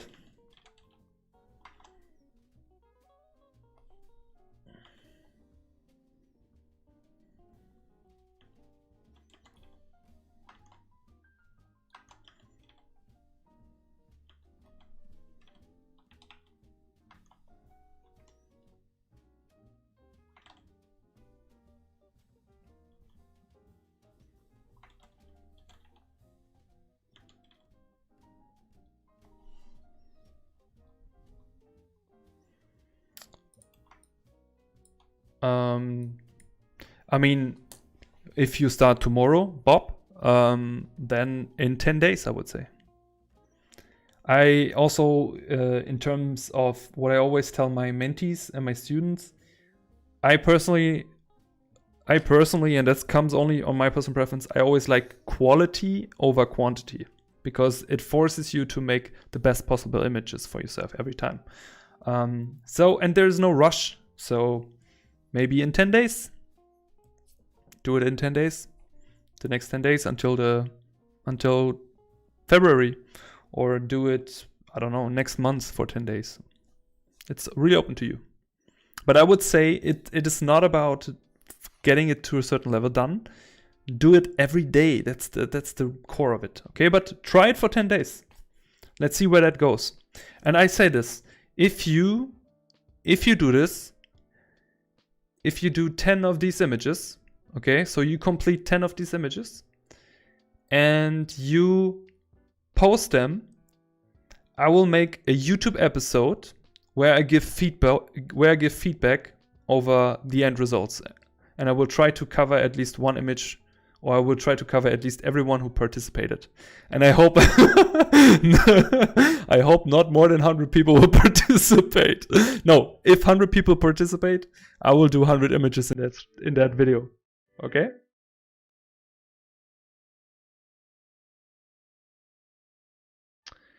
Ay, ay, Capitan. But I do them thread if that's fine. I don't understand thread, but yes, Bob, just do them. I believe in you. I believe in you. You can do it.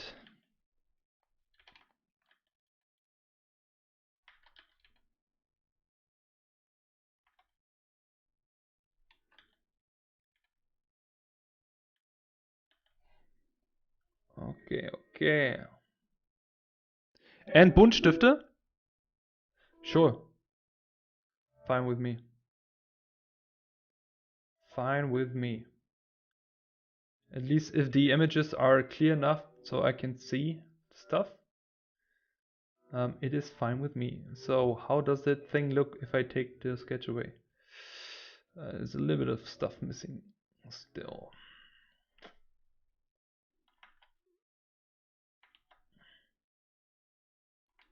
What's actually missing?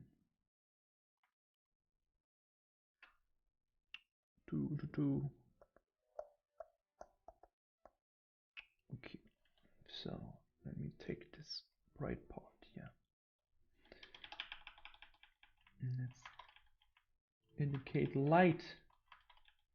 And he said there will be light. And it came.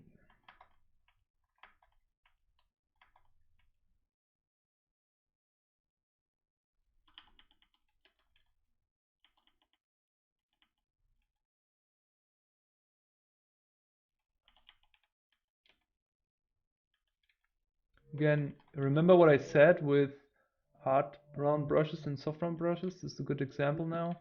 So I used mostly hard round brush, so now I have to use a softer brush and have to manage that and balance it out.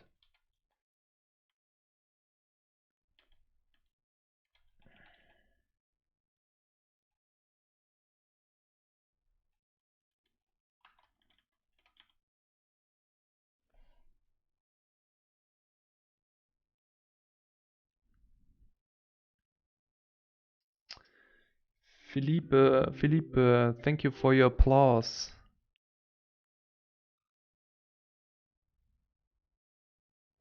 Yes, Celine, I'm counting on you. I'm counting on you. You are a work machine.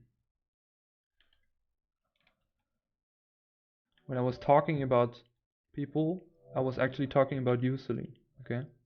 That was the code.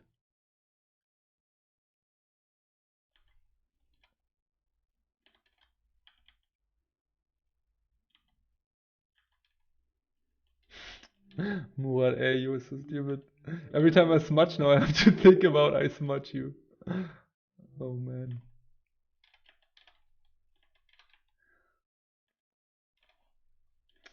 I love flat jokes.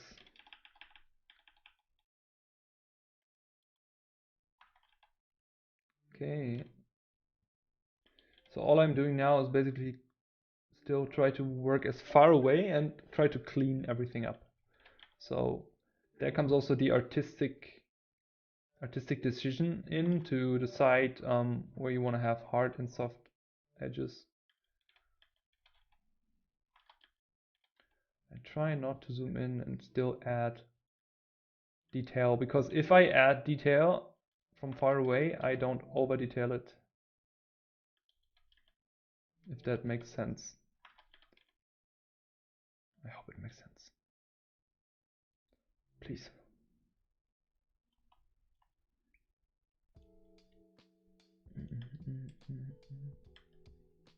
Here again, when I do these shapes here in the background, it's back again to our rhythm.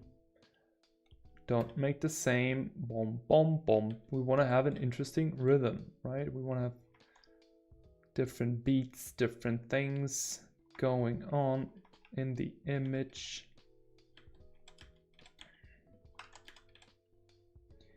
We want to make on incredible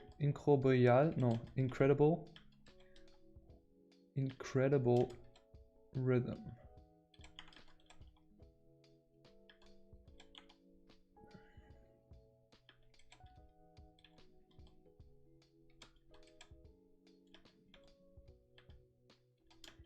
Somehow I think about Diablo 2 right now.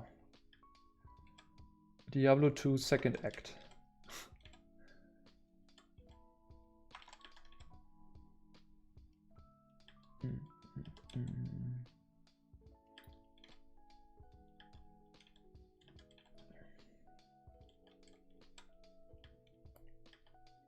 So we can actually brighten this up a little bit here. So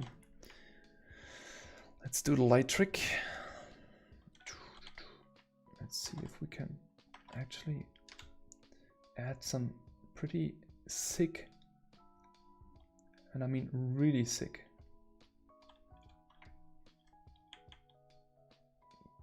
color gradient in here. Ooh, so good.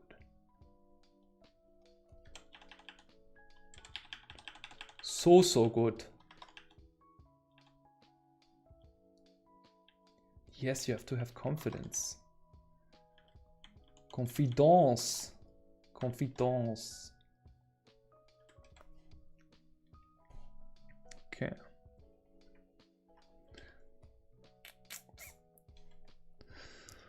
Dun, dun, dun. Yeah, so. Yep. It is going. That's good, Celine. That can be a warm-up. That can be your warm-up. That is the goal of everything. It should be your warm-up every day.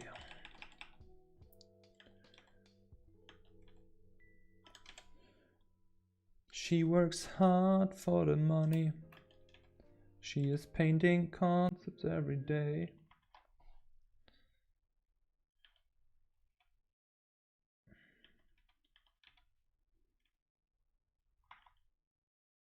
Again, making the tree shape here a little bit more interesting. Want to communicate it's also a tree, but want to have an interesting rhythm. We don't want to repeat stuff. Correctamente.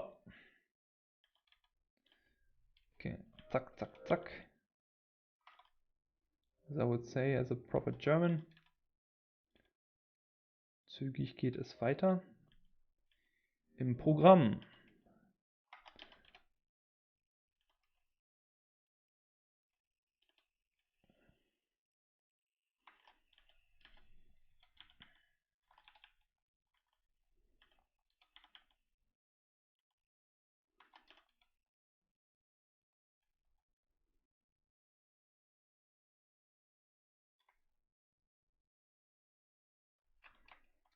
Yo, let's do it. Let's do it. So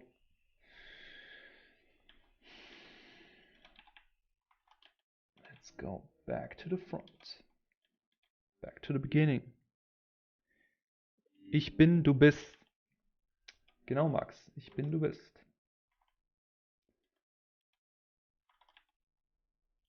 Ich kann, du kannst. Come on, drop your German knowledge in the chat. Surprise me. And don't Google anything. Oh, you have German. I feel sorry for you, Max.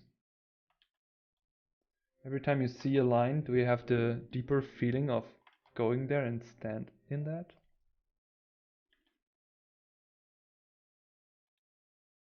Every time you feel about to complain, you actually complain about stuff? Is it like this?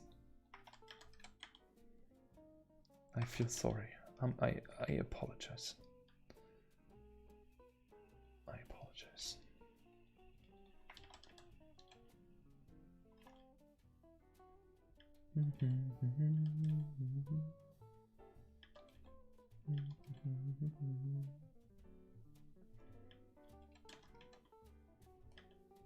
Also, if you have trouble with deciding of if you're going to take a hard round soft round brush, I would also recommend try traditional medium. And I'm saying that because I was doing a lot of watercolor and gouache in school, and not for school purpose, just for myself. And also because Sid Mead was a master of gouache, and I wanted to at least become better than him. At least. And of course I managed that. And when you practice that, especially when it comes to watercolor and gouache, there is a difference of working opaque versus working more transparent. And when you start to understand that concept of opaque versus transparent, that will actually enable your toolbox even more, because then you will understand, okay, there's actually not big difference in brushes, and it's just a matter of choice rather than of really struggling of deciding, do I take opaque, do I take not opaque, do I take transparent? Because at the end it's just like, again, as I said it before, when you go for hard round brush in the beginning, eventually you have to take also soft round brush to balance out all the hard edges, and that's vice versa. So it's the other way around as well. Okay. Okay.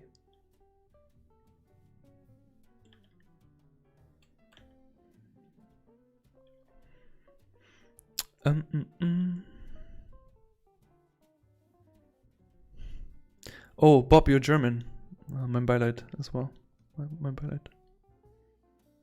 Du hast is the extent of mine. Do we have that from the Rammstein song? Oh man, and there is Mura dropping the Rammstein line.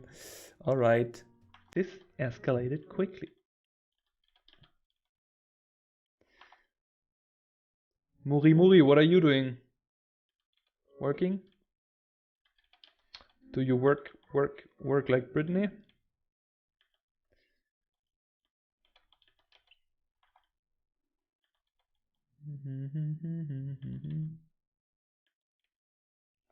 And are we still on one layer actually?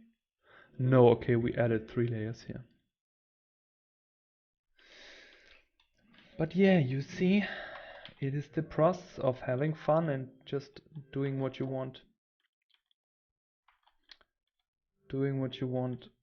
And the decision making takes 10 to 15 minutes of what you want to do, and then just do it. God damn it. Okay? Don't overthink it. Don't make it complicated. Make it simple. Simple is good.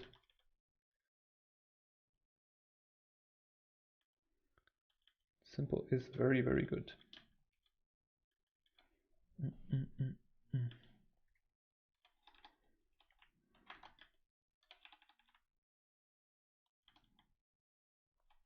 And you will get a feeling for environments when you do that every day. You can believe me. It's like, it's logical. It's like if you practice one thing every day, even if you practice it wrong for a certain time, you will eventually come to the point where you learn something. And I can say it very proudly, I'm the type of person, I will do every possible mistake first before I learn stuff. And I think that's also why I decided to do teaching as well. Not because it's fun, because I want to help people not to do the same mistakes as I did. Just to save some time. Time is so valuable.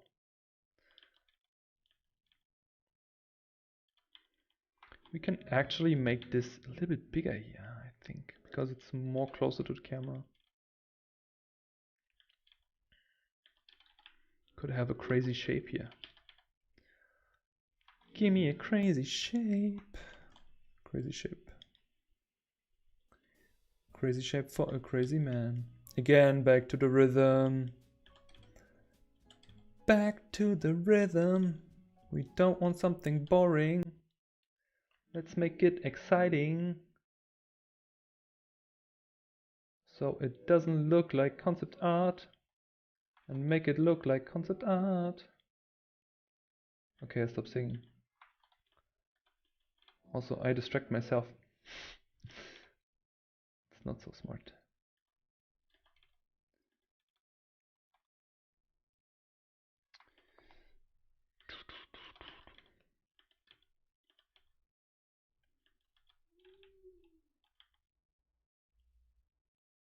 You see, I'm drawing, man. I'm not painting, I'm drawing. Here.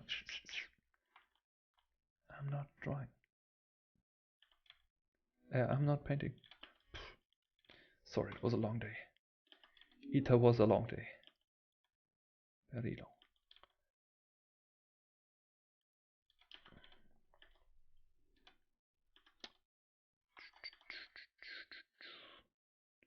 I'm thinking about this tangent all the time here.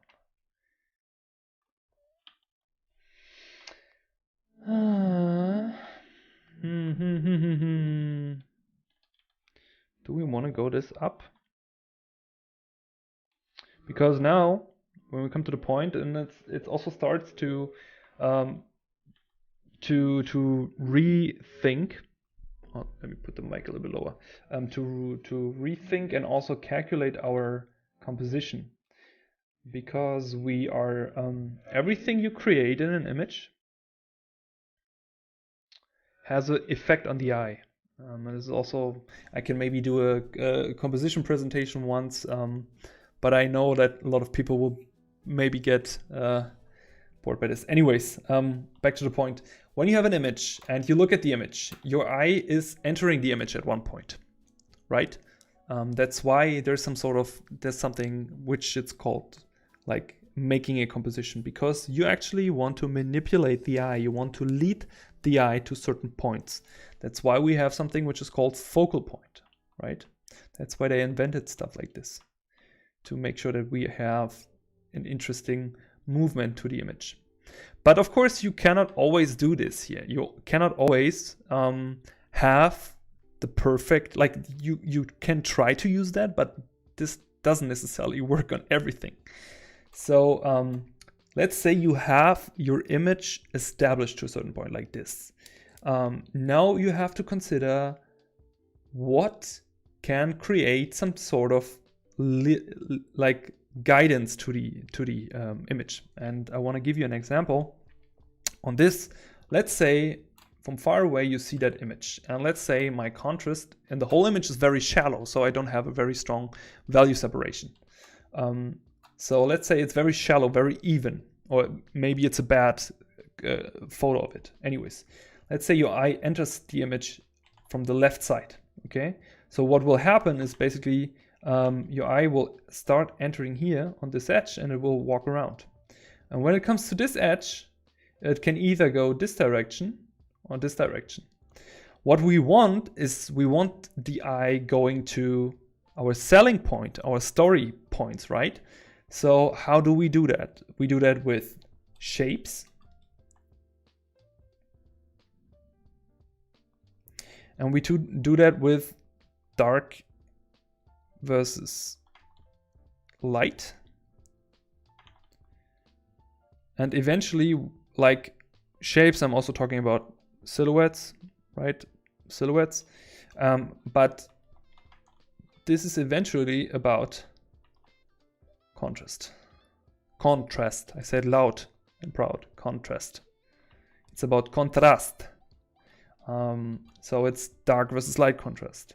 It is shape contrast. It's about round versus edgy. It's about pointy. So if something is more pointy, more edgy, it creates more attention. That's also why a lot of concepts have spikes, or like it's a very easy thing to make spikes. Oh, this looks like the DAX here, goes up and goes down. Bad joke, I know. So basically, when the eye is here at this point, let's say the eye goes here. So what we can do, we can try to ensure that the eye is not leaving the image. We don't want the eye to leave the image. We want to stay as long as possible inside of the image. So what we want to create is a flow. And we not only want a flow, we also want entry points from every direction. So let's say the entry point is on this side here. and then it hits here. So again, we don't want that the eye is going out of the image. No, we don't want that. Okay, what we want is that the eye is possibly coming back into the image, maybe like this. Maybe there's an interesting shape. And see, I just draw this in, and maybe I will add this because it feels like it's helping my composition. So it comes back here to the skulls, which is a part of my storytelling. And when I'm hitting the skull, I'm also maybe seeing this one.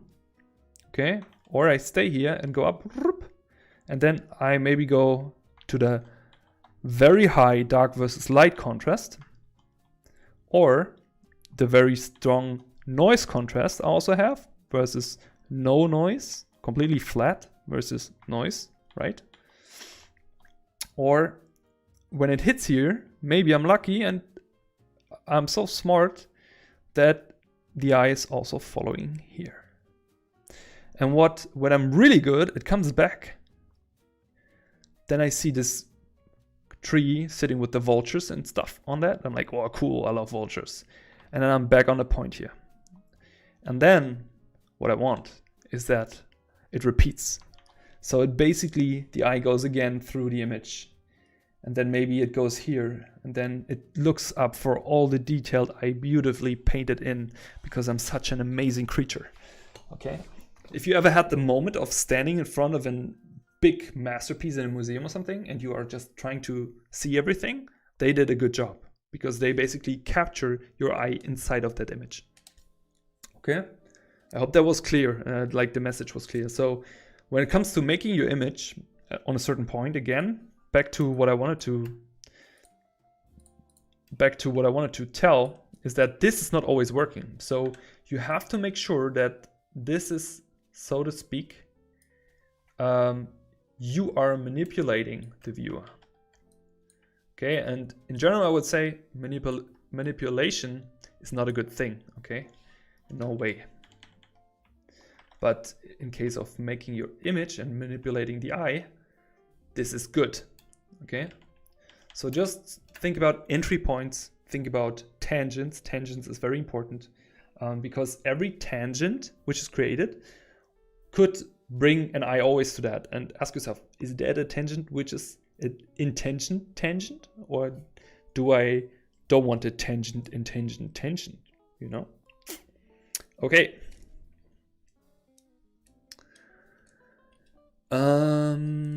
Let me.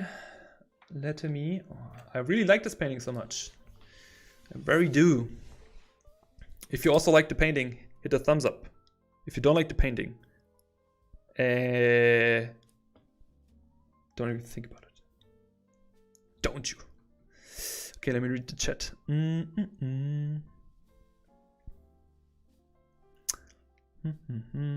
Wieso mein Beileid? Schämst du dich etwa, Deutscher zu sein? Nein, absolut nicht. Absolut nicht. Absolut nicht. Ganz im Gegenteil, ich mache nur Spaß. Ich wünschte manchmal... Ja, nee, ist ein anderes Thema. Anderes Thema. Auf jeden Fall nicht. Ich mache nur gerne Jokes drüber. Bitte nicht falsch verstehen. Jacob is writing, it is so hard for me to grasp the process of painters who work really transparent. I remember watching a video from Chris Colt where he's pretty much only painted with 30% opacity brush. Yes, I'm also a big fan of watercolor artists, and I really love the look of watercolor. And watercolor is sometimes like mostly transparent, but the look it's basically making is just amazing. It's just fun.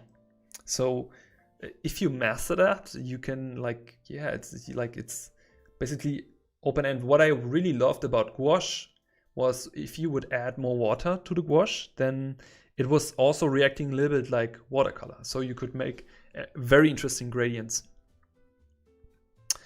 I work it harder, make it better, do it faster. Yes, that's the spirit, Murat. Hey, just wanted to wish everyone good painting session because I have to work to paint. Thank you so much for coming back with the live. Yay, Nando. Sorry, I lost my thought. I'm happy that you joined. Thanks for joining, and have a good painting session, buddy. Heruduchi, my friend. I like you also very much.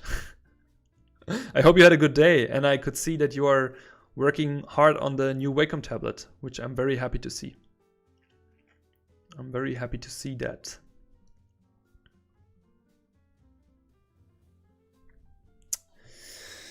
All right, let's do a little bit more, just a little bit. Just a little bit. It's a little bit funny.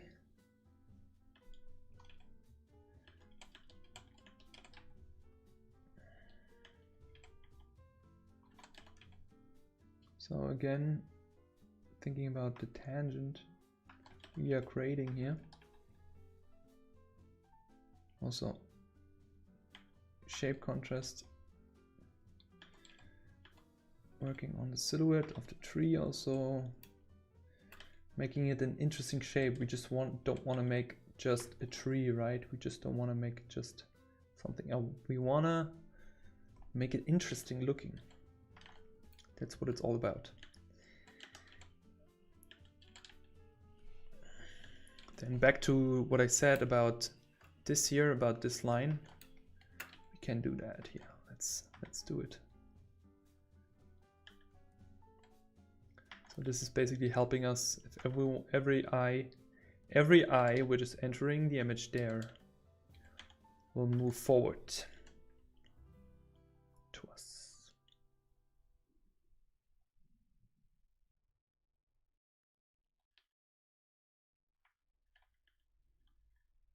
Oops.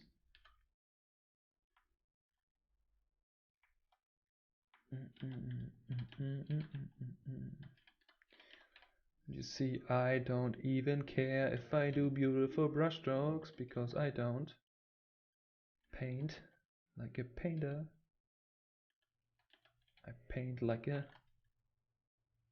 I want to say drawer, but that's not funny. So why making a joke about it? So give it more flow here. I want more flow. Give me more flow. Flow into the image. That's something I really loved about Feng Zhu's images back then. The way he was basically adding stuff, adding detail to stuff, doing stuff like this. Like shading a mountain like a cylinder. Something I really kept in my head.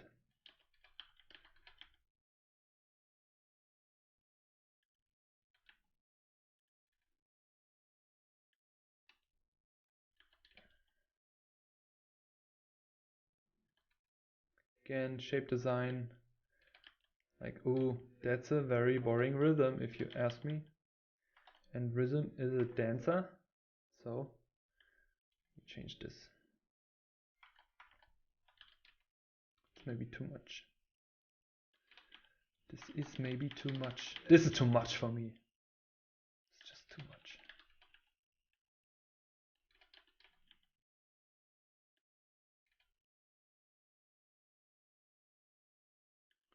Okay.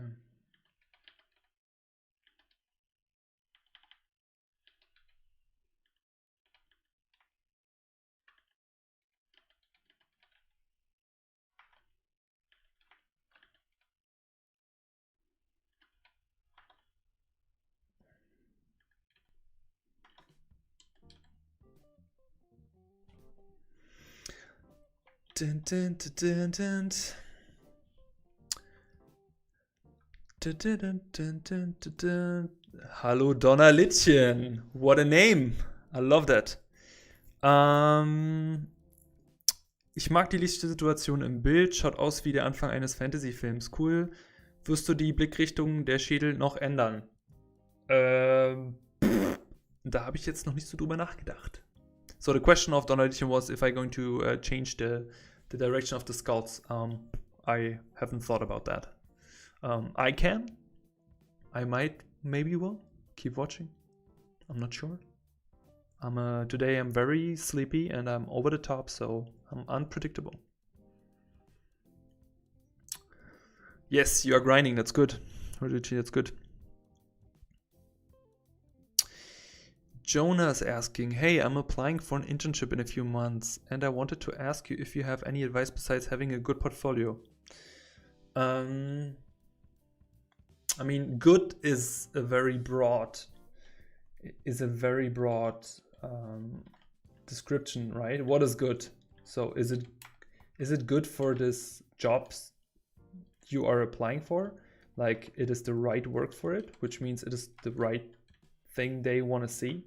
I would say try to think about a personal, like have a personal note in that. I'm not literally meaning writing a note or something, just like have projects in there which are representing you as a person, you know, because if it comes to the internship, people will ask you about the project. What was your thoughts? Why did you make this image? What was the intention? This is very important because from this, people can judge or understand how you're thinking, what you're interested in. And what are you interested in is actually very important. If it's a good company, they will try to find out what you're interested in to see if you're the right fit for them. So I would say, besides having good work, like I don't want to say good, besides having decent quality work, yeah, no, I said decent, it's stupid. How can I say it? Because good is so subjective, like that you mastered all your fundamentals and could present interesting themes which are fitting your job description. I think that was very well said. I would say, yeah, maybe have like a personal, like a personal project. Personal projects are always more interesting than actual work for other companies, you know. Of course, this is also important that you show that you worked in different pipelines before, but I would say in general, try to give a personal spin to your portfolio. I hope that is helping. And I don't know if you are if you're completely unsure about your portfolio, I also offer portfolio reviews. You can hit me up on Discord for that if that's an opportunity for you.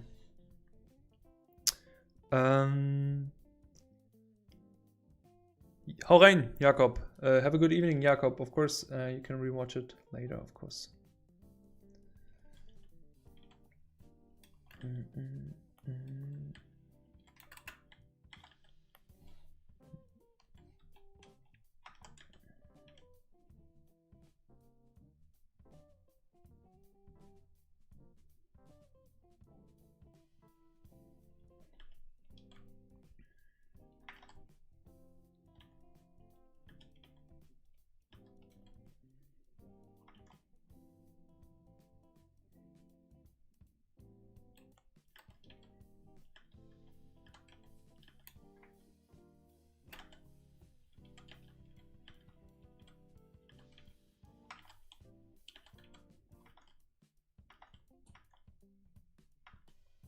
So we can also add more story to it.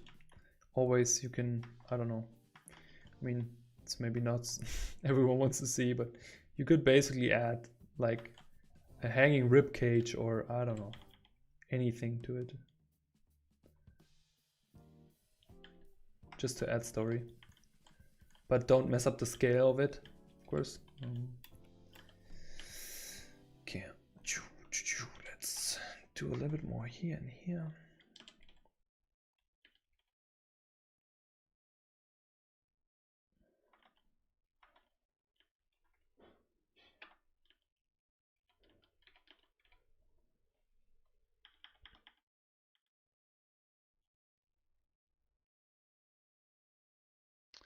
Hey Emir, welcome to the stream. Thanks for the nice words. I very much appreciate it.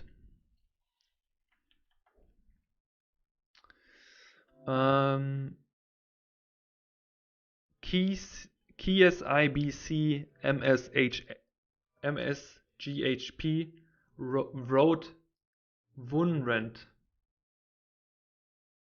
Okay. Yes. Thank you for the advice. I need the internship for a semester of my master's degree, so I'm pretty nervous about professional artist industry because I only have freelance experience at the moment. Yeah, I mean, the good thing about it, if you do that, that means it's going to be 6 months at least, and it's a little bit better for studios to get people who want to do long internships. So you have a small advantage. Yeah, greetings back to Argentina.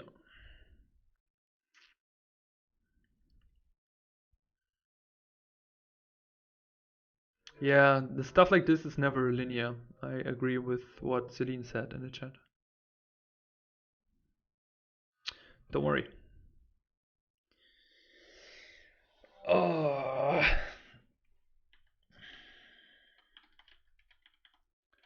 Oh man, I can definitely feel the day. It was a very long day.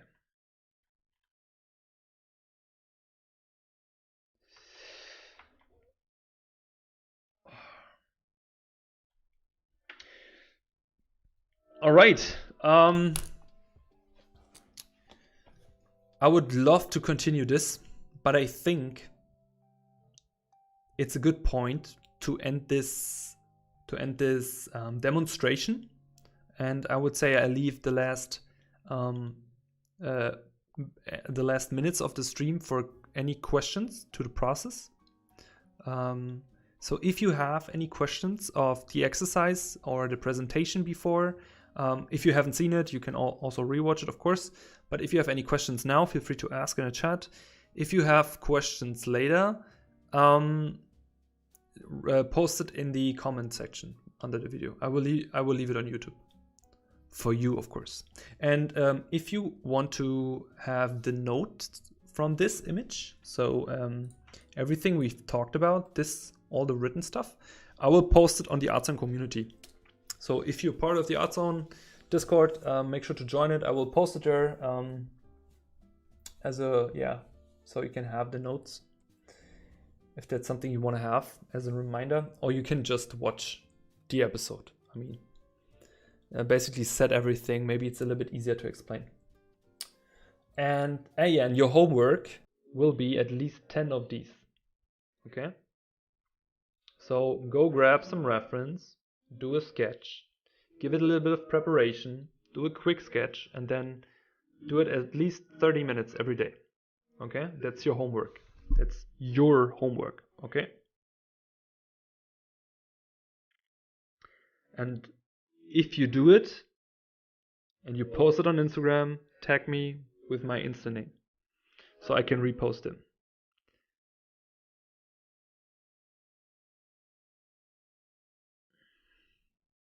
Thanks, Max. I appreciate the nice words.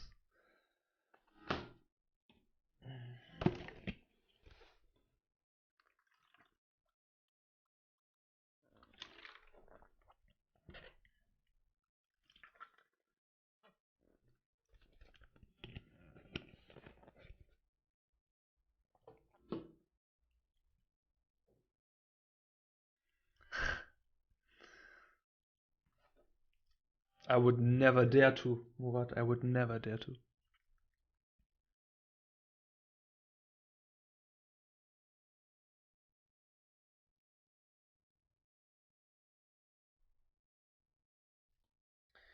You know what? I will make a story about the stream with all of you in the stream. So it is a stream inception. Can I actually do that? Does that work?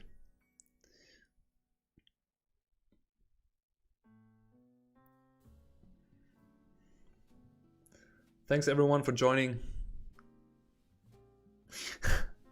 That felt very weird and very antisocial. All right. Yeah, it seems like there are not too many questions. Again, if you have questions afterwards, just write it in the comments below. I always answer my comments. other than this, I wish you all a wonderful evening. Thanks for joining. Make sure to hit the like button. And yeah, you know, the biggest favor you can do me is just share the video with one person if you find this informative. Yeah, thanks for the stream, everyone. I hope it was helpful, and I wish you all a wonderful evening. Take care. See you soon in the next stream next week and with more stuff. Okay, so thanks for joining.